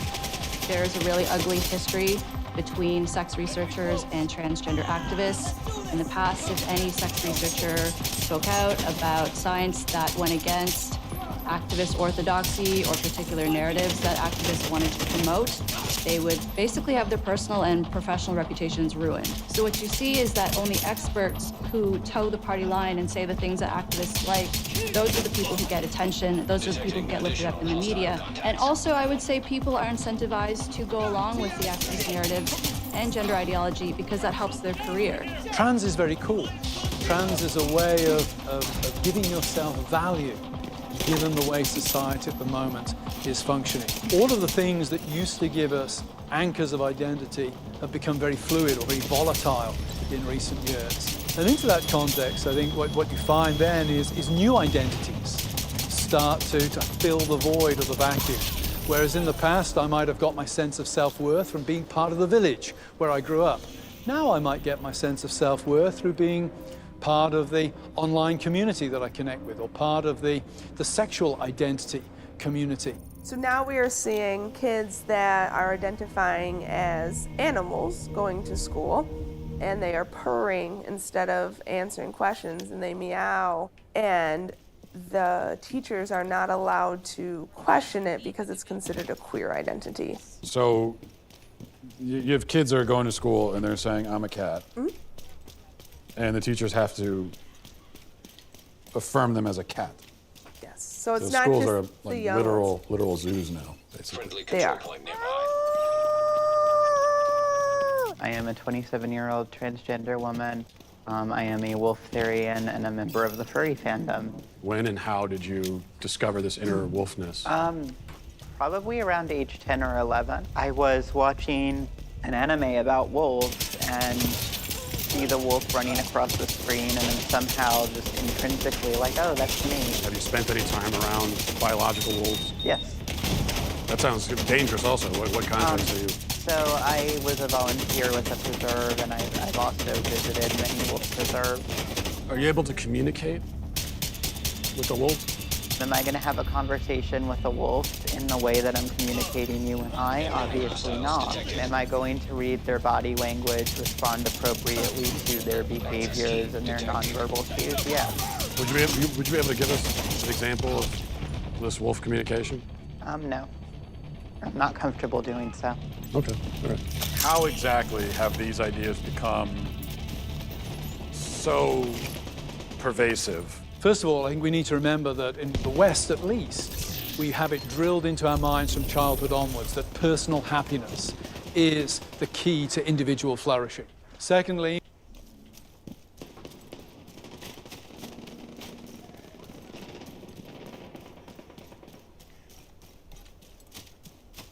we think of ourselves in psychological terms. I am my feelings. And in order for me to be happy, I have to be able to express my feelings. I have to be outwardly that which I feel myself to be inwardly.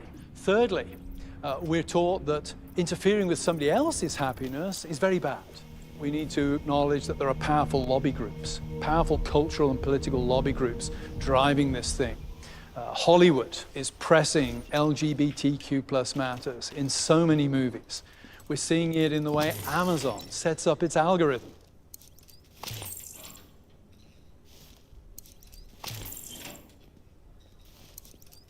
There are all kinds of factors in society that are pushing what would really be numerically a fairly minority interest into being one of the main political focal points of this generation. After my operation, I will be a woman. Why can't she just be a lesbian? Because she's not a lesbian, Mom. She's a boy. Because I was born in a girl's body. Can I ask you a question? Why don't you kiss me? The whole idea of social contagion, that there could be something in one's social environment that could play some role in somebody coming out identifying as trans, would you say that that is definitely part of your story? When I look back, I don't think I would have ever even considered seeing myself as a boy without these social aspects, especially if I hadn't joined these online communities. I identify as non-binary. I'll officially be changing my pronouns to they, them. My pronouns are he, him, and demon, self. I've been going by they, them pronouns for 4 years now. I'm pretty comfortable with it. They, those pronouns. There was literally a period of a few weeks to a few months. I started out as an ally, and then eventually I was starting to identify as transgender. We are trans models. So they go on the internet and they're told that all of their problems will be solved.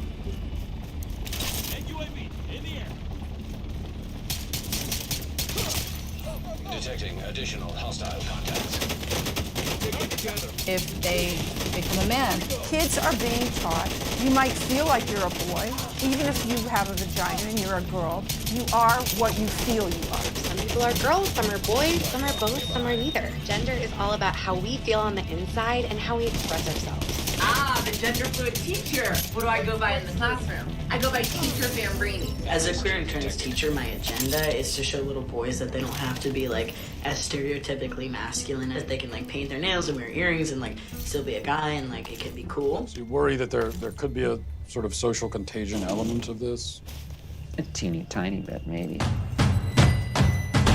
Looking back on it, it was the same pattern, just kids who were really struggling, kids who were very alone and isolated. They have anxiety. They don't fit in with their peers. They don't know where they belong. Maybe they didn't have a welcoming family life. They just got caught up in these communities online. Then they discover, hey, there's this group of people, and they also don't fit in. They're different. They're not sure who they are. Gee, that's where I fit in. Today is the day before my top surgery. I am waking up tomorrow at 5 a.m. to have a subcutaneous mastectomy. We're telling children when they haven't fully developed that all you have to do is medically transition and you fit in. I was one of those kids. It got me at 42. Your child doesn't have a chance. Incoming hostiles detected. This is only going in one direction. You will respect us. As parents come to understand more about gender identity, kids are coming out at younger ages. It's exciting. And you know who gets it right? Is this next generation. The next generation who's already telling us that our antiquated ideas of things have to be a certain way just don't apply to them. They're rejecting a lot of our social mores. They're tweaking the system.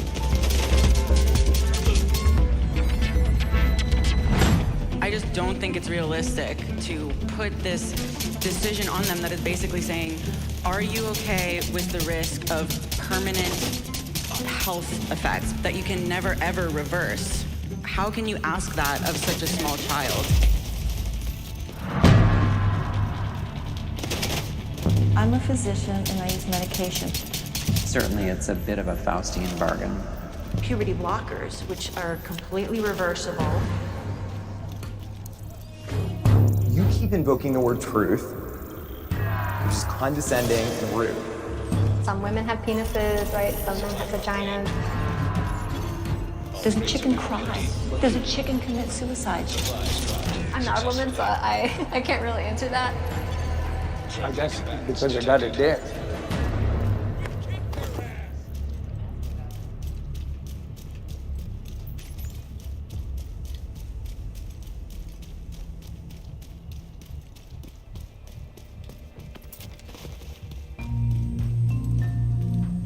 Somehow this madness has infected our entire society. Am I the crazy one? I'm done asking questions.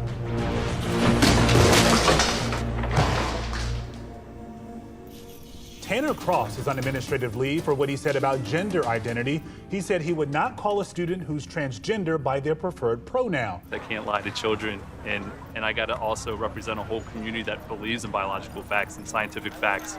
And I can't do that to kids. You get into teaching because you love kids. This policy started coming into play and I was like, wait a minute, it's causing me, I'm gonna have to lie to my kids, the ones I've always wanted to protect. Do we have assaults in our bathrooms or our locker rooms regularly? To my knowledge, we don't have any records of assaults occurring in our restroom.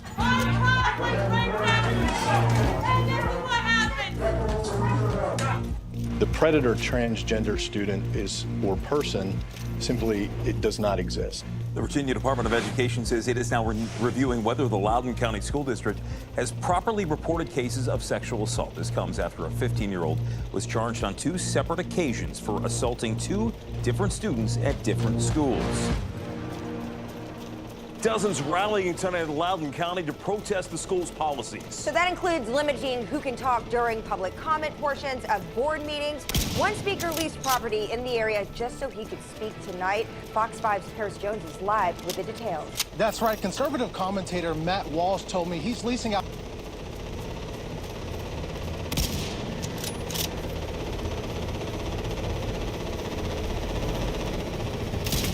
someone's basement in Loudoun County so he'd be able to speak during tonight's meeting. I decided last week to fulfill my lifelong dream of being a Loudoun County resident. You know, I've always felt like I lived in Tennessee. I felt sort of like a Virginian trapped in a Tennessean's body. I identify as sort of state fluid, I guess. This is Matt Walsh. He tweeted, "How do you do, fellow Virginians?" Now I just got to explain to my wife and kids that we're going to be staying in someone's basement.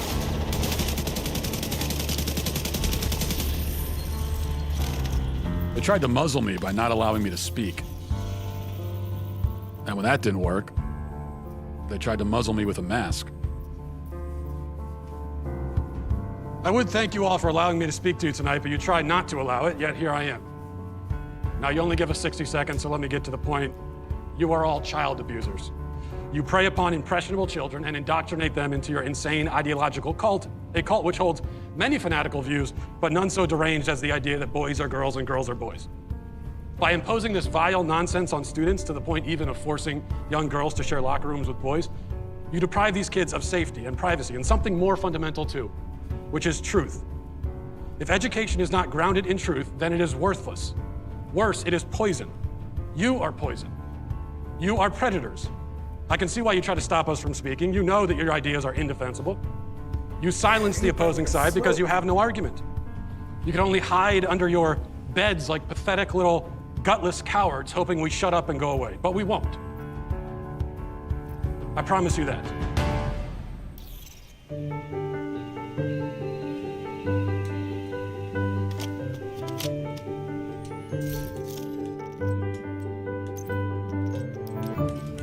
Johnny's a boy with a big imagination. One day he's a dog, the next day a crustacean. Johnny's mom loves her son's make-believe time.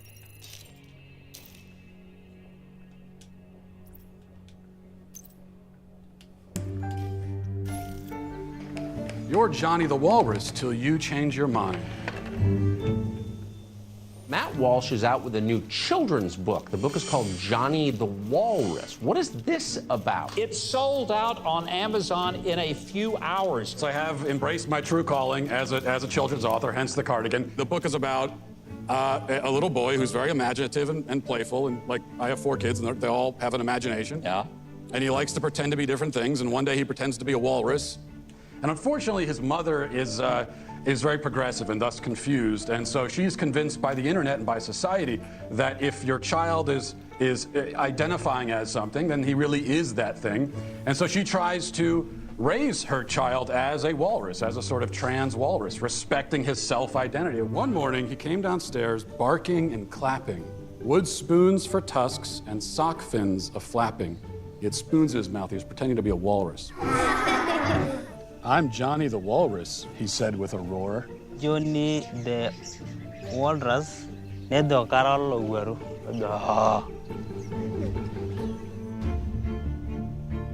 This is a hot topic. Yes. That's a good thing, right? Yeah, absolutely. It's good for us to have these conversations so people open their minds and relearn and unlearn to what we've been taught. So I want this to be a safe place to talk about and learn. As you can see, there's an ongoing evolution of language and how people can identify. My next guest, author and conservative host of Daily Wire's The Matt Walsh Show, talking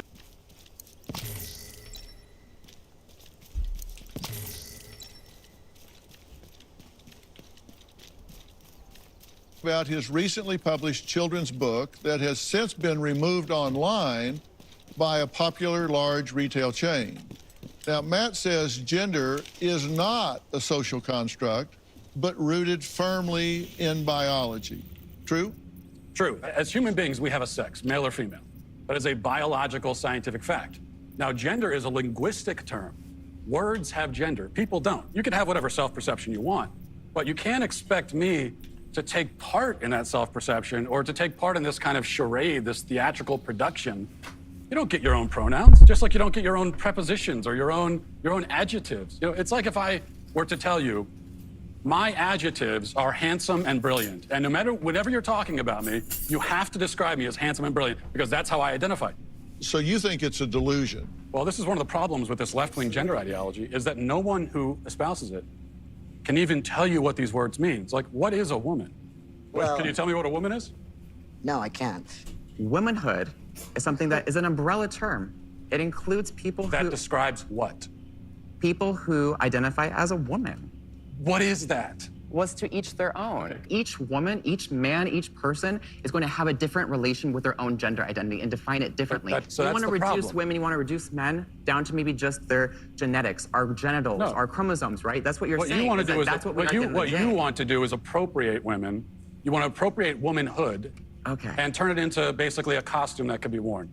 Joining us on stage is Dr. Susie Denbo, Associate Professor at Kent State University. Dr. Denbo, how do you feel those who oppose using pronouns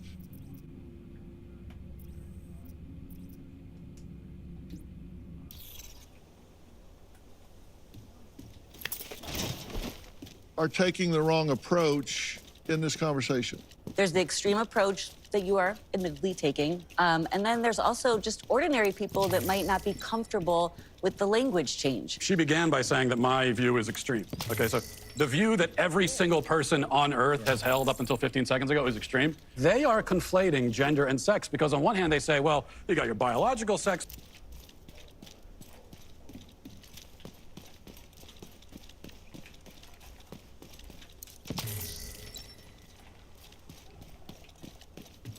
But then your gender is whatever social construct.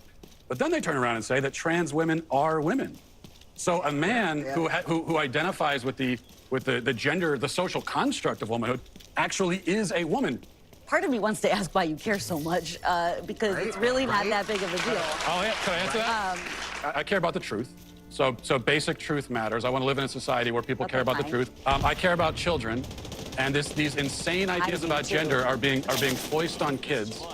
And that bothers me quite a bit. I care about the women who are having their opportunities stolen from them. I care quite a bit, yeah. I wanted us to have a safe place to be able to talk about this, and it seems like we should just keep the dialogue going and hopefully find some middle ground. Detecting additional hostile contacts.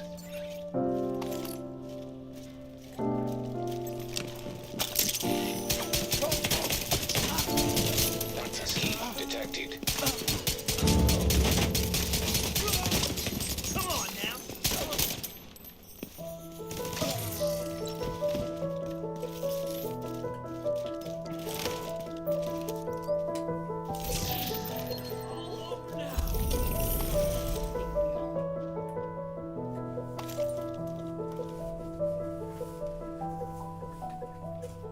What do you say to parents? A parent comes to you and says, my 8-year-old son is telling me he's a girl. Yeah, great. You're going to have them do an experimental procedure that creates the most suicidal ideation of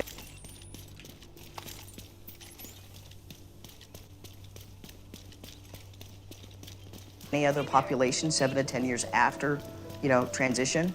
And here's what I tell parents. You don't have the right to medically transition your child. We have no research on long-term hormone use. We will be seeing the first generation of long-term hormone use. And we already know, at least with 10 years of hormones, you're giving yourself cancer. What's your message to parents who are trying to cope with this? The first thing is to tell parents that they're not alone.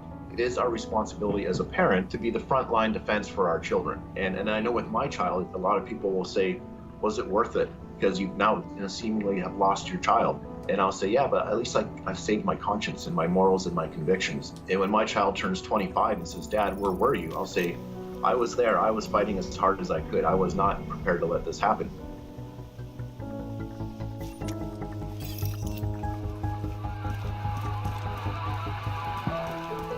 Does this really matter is another question. So, matters for those who are getting double mastectomies. Detected from the control point in proximity. When they're 16. Why should we care if we live in a society where gender is fluid? Well, I cared because my government decided that I had to call people by the terms that they designated, or I'd be subject to legal penalties. It's like, no, I'm not doing that. I don't care what your reason is. You don't get control of my tongue. We live in a climate now in which no one seems to care about the safety of women and girls who are going through a very developmentally challenging time in their lives. They may not want to share spaces with their male peers. I would not be surprised in a few years, there will no longer be women's sports. It will literally be men's sports and transgender sports. The question being asked by the trans person is a legitimate one. How can I be happy? The answer being given by having my body transformed to look like the other gender, by having myself pumped full of hormones, clearly isn't working.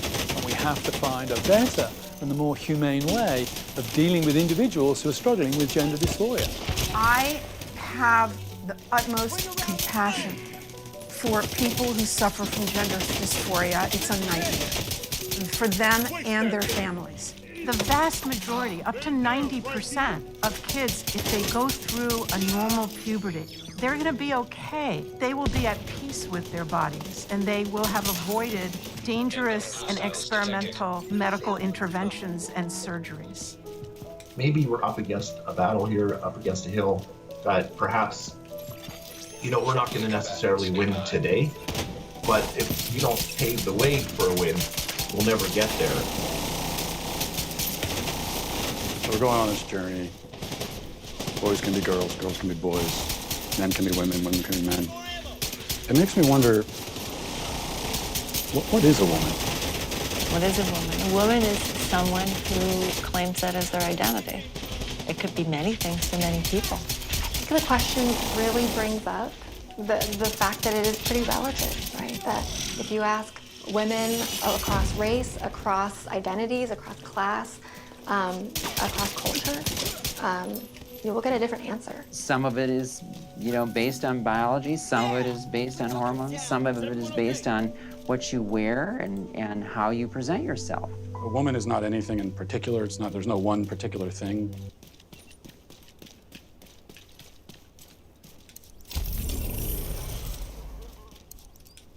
There is not one particular thing. A woman is someone who says that she is a woman and transitions to be a woman. Who says that she's what? Can you define the word woman without using the word woman? It's actually kind of like, it's a curious question, but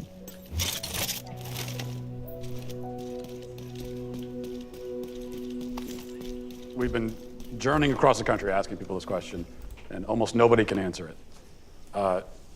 What is a woman? What is a woman? Marry one and find out. So I should go home and ask my wife, I guess. Yeah.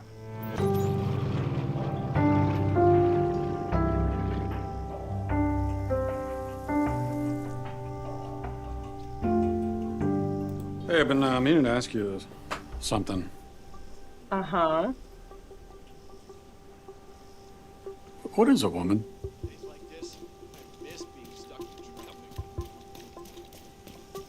An adult human female who needs help opening this. Friendly supply popular in proximity.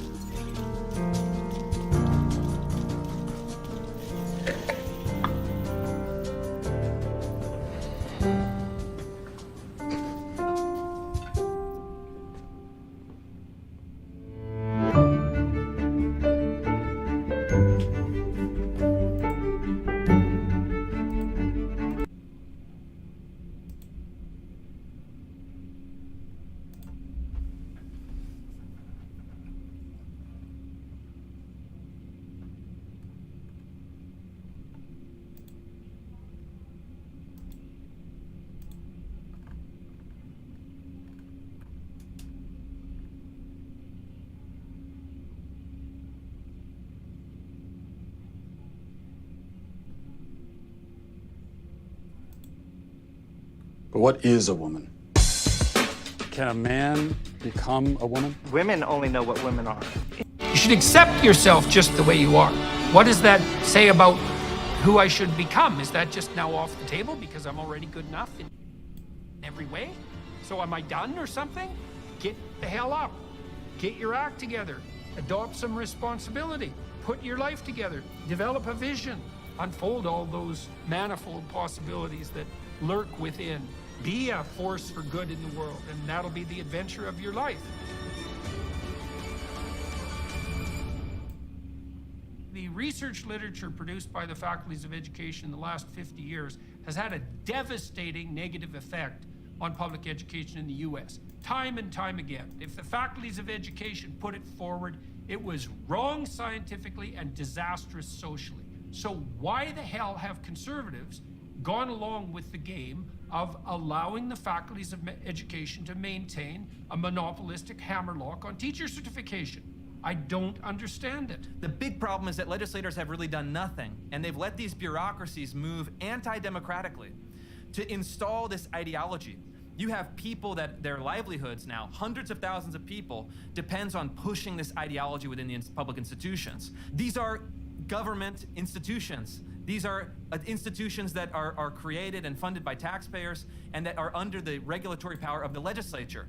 And so the legislature that has abdicated, they're now moving in to say, hey, wait a minute, we've let this go rogue for too long. We need to actually say, these are political questions, and they by nature, by their very nature, by their essential nature, will require political solutions, not merely the kind of light touch, approach of people who think that, signing a letter, an open letter, is going to get the job done.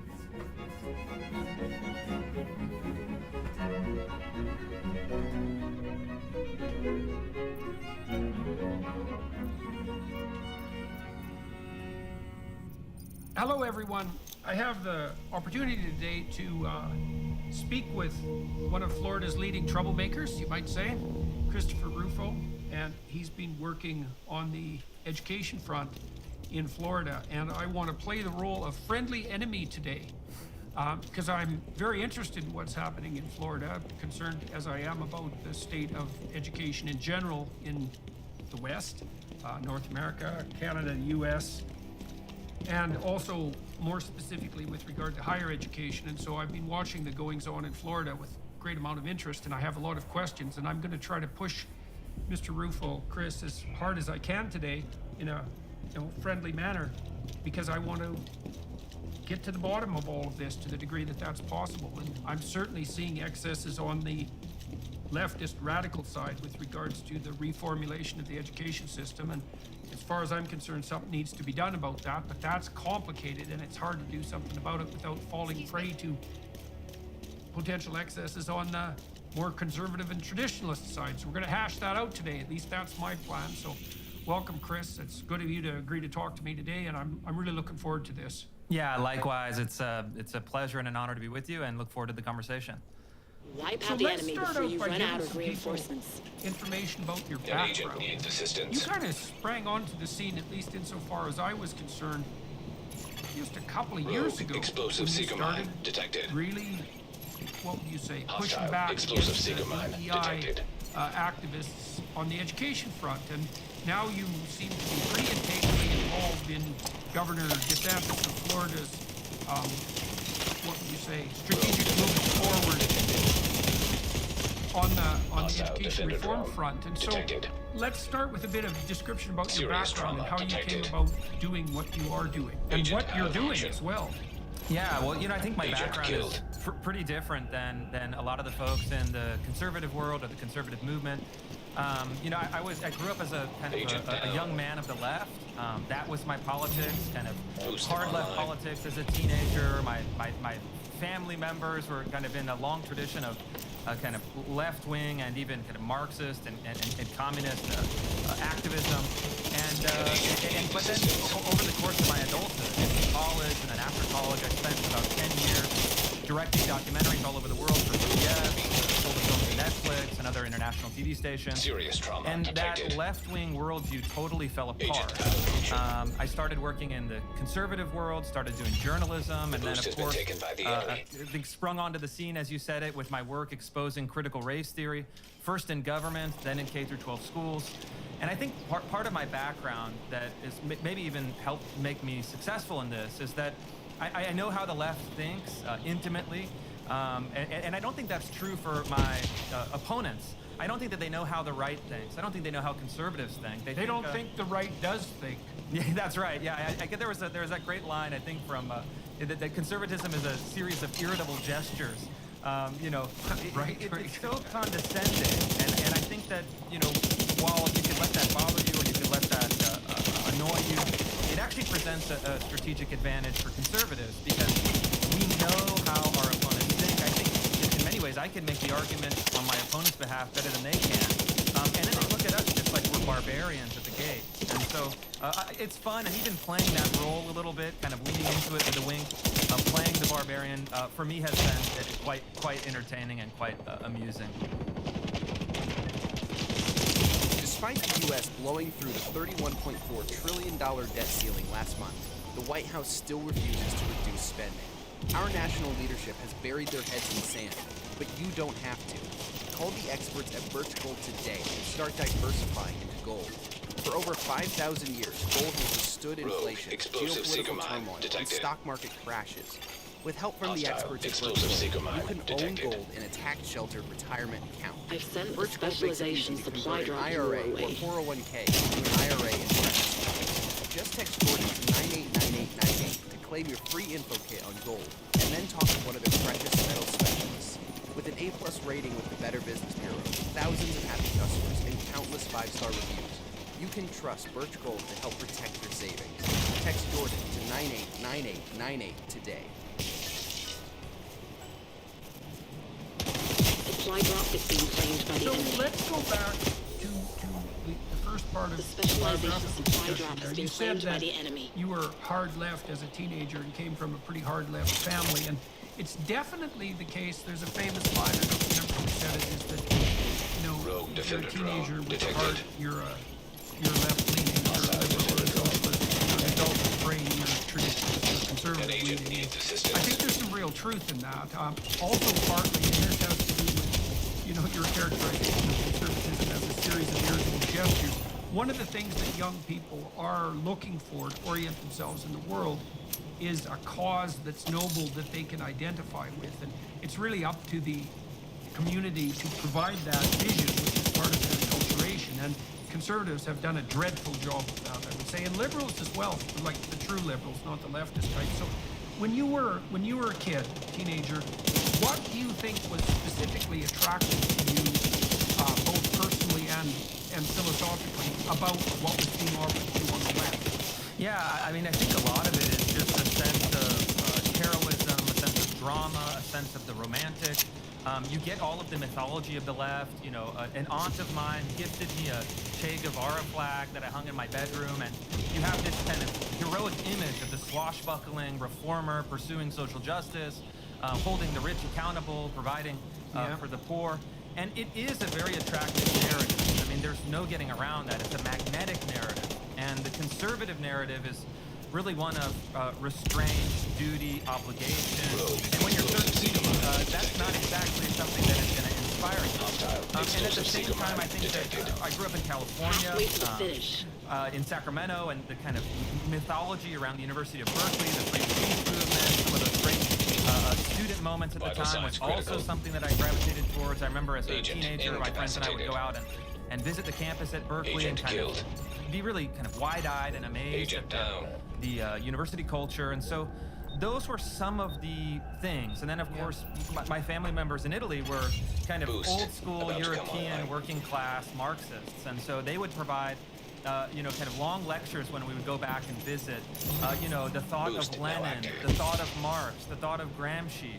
They approached it from a theoretical basis that was, to me at the time, very attractive because it was putting an intellectual frame to politics. And so it engaged me mentally as well. And so it's an attractive So it was your package. first introduction to political theory, really. Well, so the other thing we could point out, too, is that there is a very real issue at stake here, a couple of very real issues. We're going to give the left its due. So the first issue is the pervasive reality of the unequal distribution of both talent and wealth. And so Marx famously noted that many reinforcements capital left. tended to accumulate in the hands of fewer and fewer people as time went on.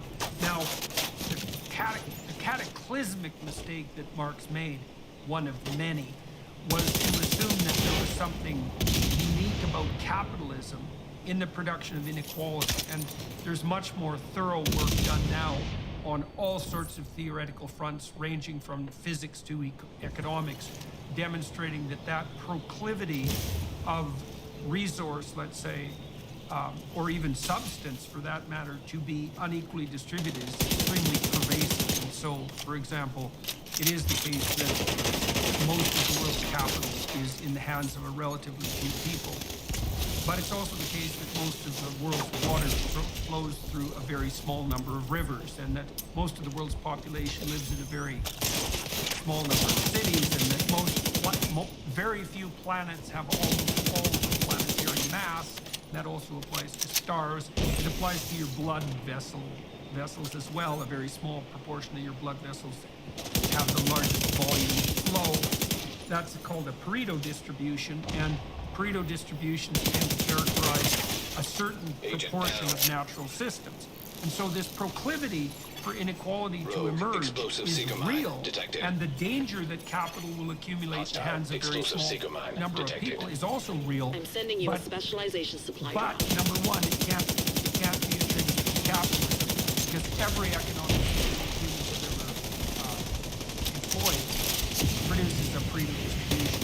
Now, the problem there is that if you're a young person and maybe you're looking for a romantic adventure, and you see inequality, it's going to grate on you emotionally, because who the hell is happy about the fact that there are The enemy is about to disenfranchised claim street the people, supply drop. and then also people who are even perhaps, you know, with the street person, you might specialization say, well, supply you drop made has some been bad taken life by the choices, enemy. but you know, what do you say about poverty-stricken children, especially when they're poverty-stricken in the face of wealth?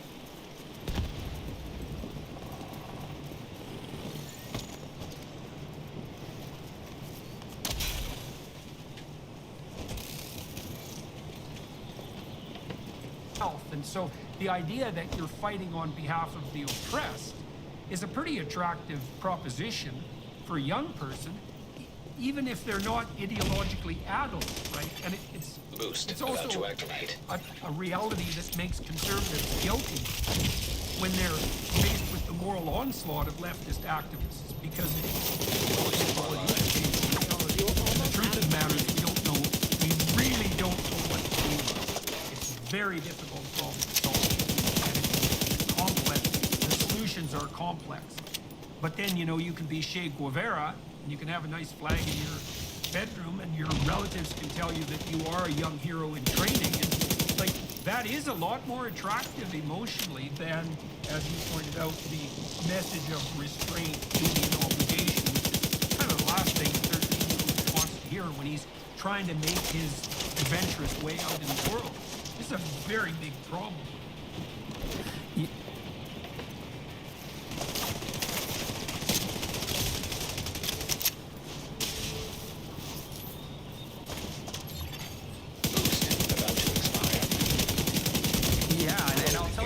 How my views changed, and really my views changed significantly when I spent 5 years actually working on a documentary for PBS, looking at 3 forgotten American cities: Youngstown, Ohio, Memphis, Tennessee, and Stockton, California. I followed these families in some of the poorest zip codes in the country, a white neighborhood, a predominantly black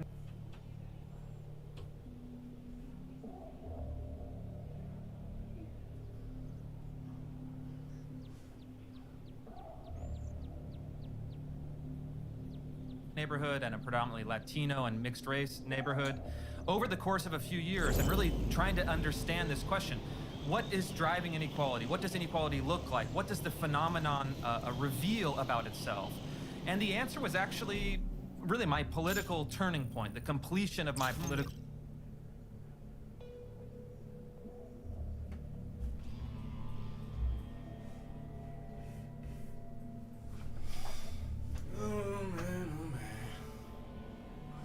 education. And it's looking at it and saying, hey, wait a minute. It's not just a simple economic story. It's not a story of elites, kind of greed. It's not a story of that kind of left-wing ideology. And in fact, the fundamental human experience of inequality in America, in a kind of advanced industrial country, is one that actually is a complex social story. You have broken families. In one of the neighborhoods, for example, 92% of the families were single-parent homes. So there were no fathers in the home almost anywhere in the whole zip code. You look at the social pathologies, you know, from depression, anxiety, to drug addiction, alcoholism, and then you look at the collapse of community institutions. So those mediating social institutions that once provided a structure, a sense of meaning, a sense of restraint, a sense of direction, they've all been evaporated, and all you get is the individual and the state. And the ultimate irony that I discovered was that in a place like Memphis, they're spending, I believe, something like $3 billion a year on means-tested anti-poverty programs for a small population, something around $30,000 per family per year, so enough to have a median standard of living, and yet you have a complete social disaster through and through. And so what that taught me was you have to look at the society, you have to look at cultural factors and kind of economic redistribution, which we already have in this country. The United States spends more than $1 trillion a year on its welfare programs. It cannot solve problems that are human, cultural, spiritual in nature. And so at that point, the left-wing narrative on inequality, those simple story, I mean, just could not meet the standard of reality that I saw and lived with for three, 4 years. Well, one of the things that's perverse about the leftist philosophy, and I would say this particularly about Marx, is that although the socialists, even the labor union socialist types who are much more forgivable, one of the things they presume is that, well, capitalism is bad, and there's an implicit presumption there that there's actually something wrong with the entire monetary exchange system, and perhaps something wrong with the idea of money per se. But all you have to do to address social problems is redistribute money. And that is it's such a primordial, it's such a primitive and unsophisticated theory, because as you pointed out, if you do delve into these situations in depth, one of the things you find is that things are so broken and damaged at the bottom end of the socioeconomic pyramid, let's say, that the provision of money is not going to help in the least. Like, I had clients, for example, who were part of the excluded class, let's say, and they actually didn't do too badly when they didn't have much money. But as soon as their unemployment or disability checks showed up, their narcissistic and psychopathic friends would descend like a plague of vultures, and they'd be off to the bar for like a 3-day cocaine. Team deathmatch. You know, Strasser 1, you are clear to engage all threats. To the point of unconsciousness, and I'd have clients that would find themselves face down in a ditch the next Tuesday morning. And the idea that you could just dump excess resources into a structure that has no structure is the sort of thing that a deluded Che Guevara worshipping will assume, but that bears absolutely whatsoever to how much trouble and how little mere money can do about it. Yeah, that's right, and I think that they also make the Switching they look at redistribution as the miracle, right? The miracle solution. But in fact, production for almost all of human history, we produced very little per capita. Planting mine. Presupposed in the Marxist economic analysis. I mean, this is a miracle. The fact that we have this standard of living that we have. We've lost the lead. Reduce extreme poverty globally by such a large extent in the last 30, 40, 50 years as India and China moved away from the socialist and centrally planned system. I mean, that is a miracle. I mean, it's a miracle of human invention. And so, I think that at the same time, you feel almost naturally, because you see this great abundance, and then you see its distribution. But the question of how to solve it is very difficult. To dovetail on what you were saying, it's like I've spent times in these poor neighborhoods, and then I found, like, you'd see people at 1 a.m. just like huge groups of people partying, fighting. You'd see spikes in violence on a monthly cadence. And I remember talking to someone and say, hey, why is everyone out today? It's like, well, the EBT money hit. And so when you have an infusion of cash into these communities, for example, you can even just see the social patterns.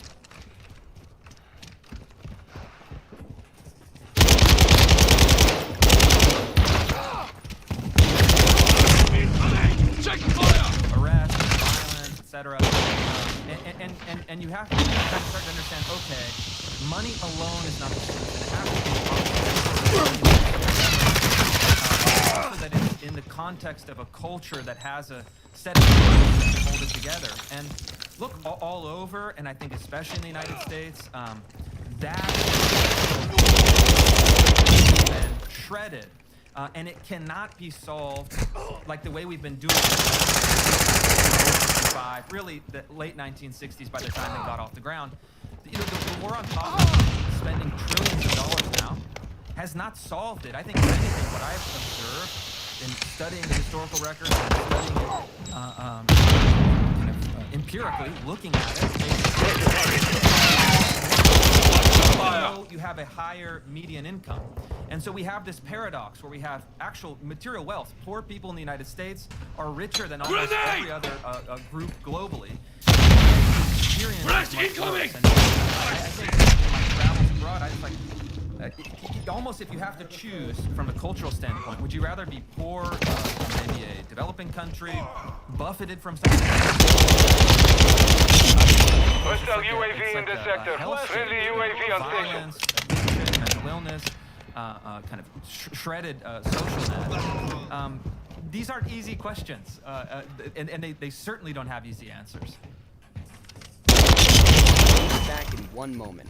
First, we wanted to Hostile give you a sneak UAV peek active. at Jordan's new series, Exodus.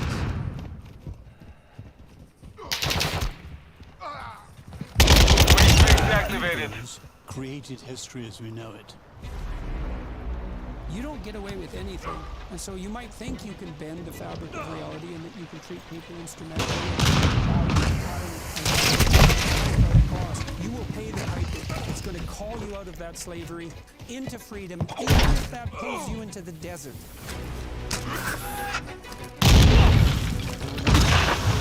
Setting mine. New man! The enemy is gaining ground. Push them back. Spirit to which we're is presented precisely as that spirit. Our UAV is orbiting the area. The cause of freedom against tyranny. Yes, exactly. I want villains to get punished.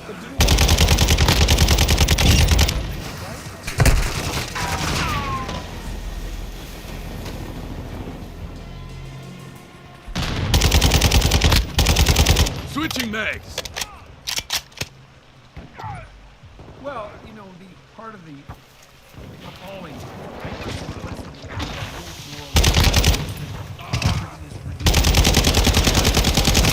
UAV overhead. Friendly cruise missile approaching target.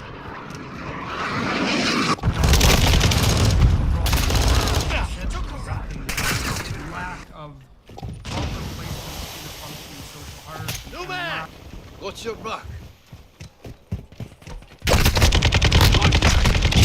Got that. You're not leaving me yet. We've secured the lead.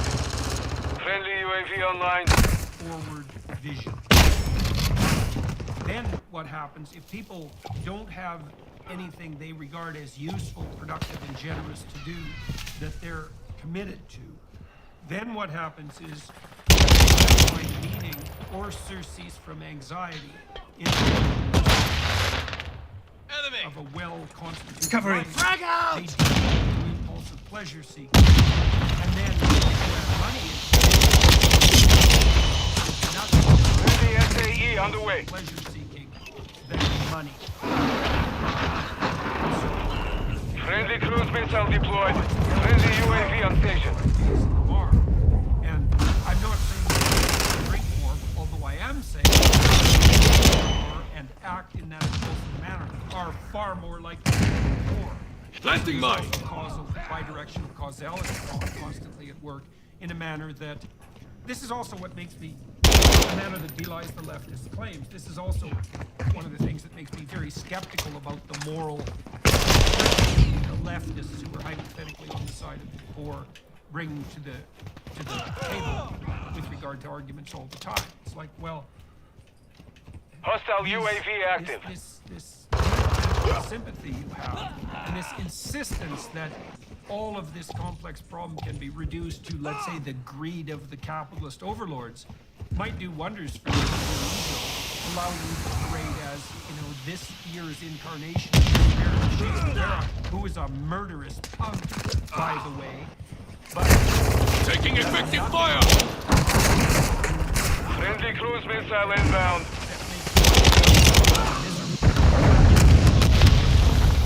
That's a small price to pay, all things considered. All right, so that all broke NPR. Yeah.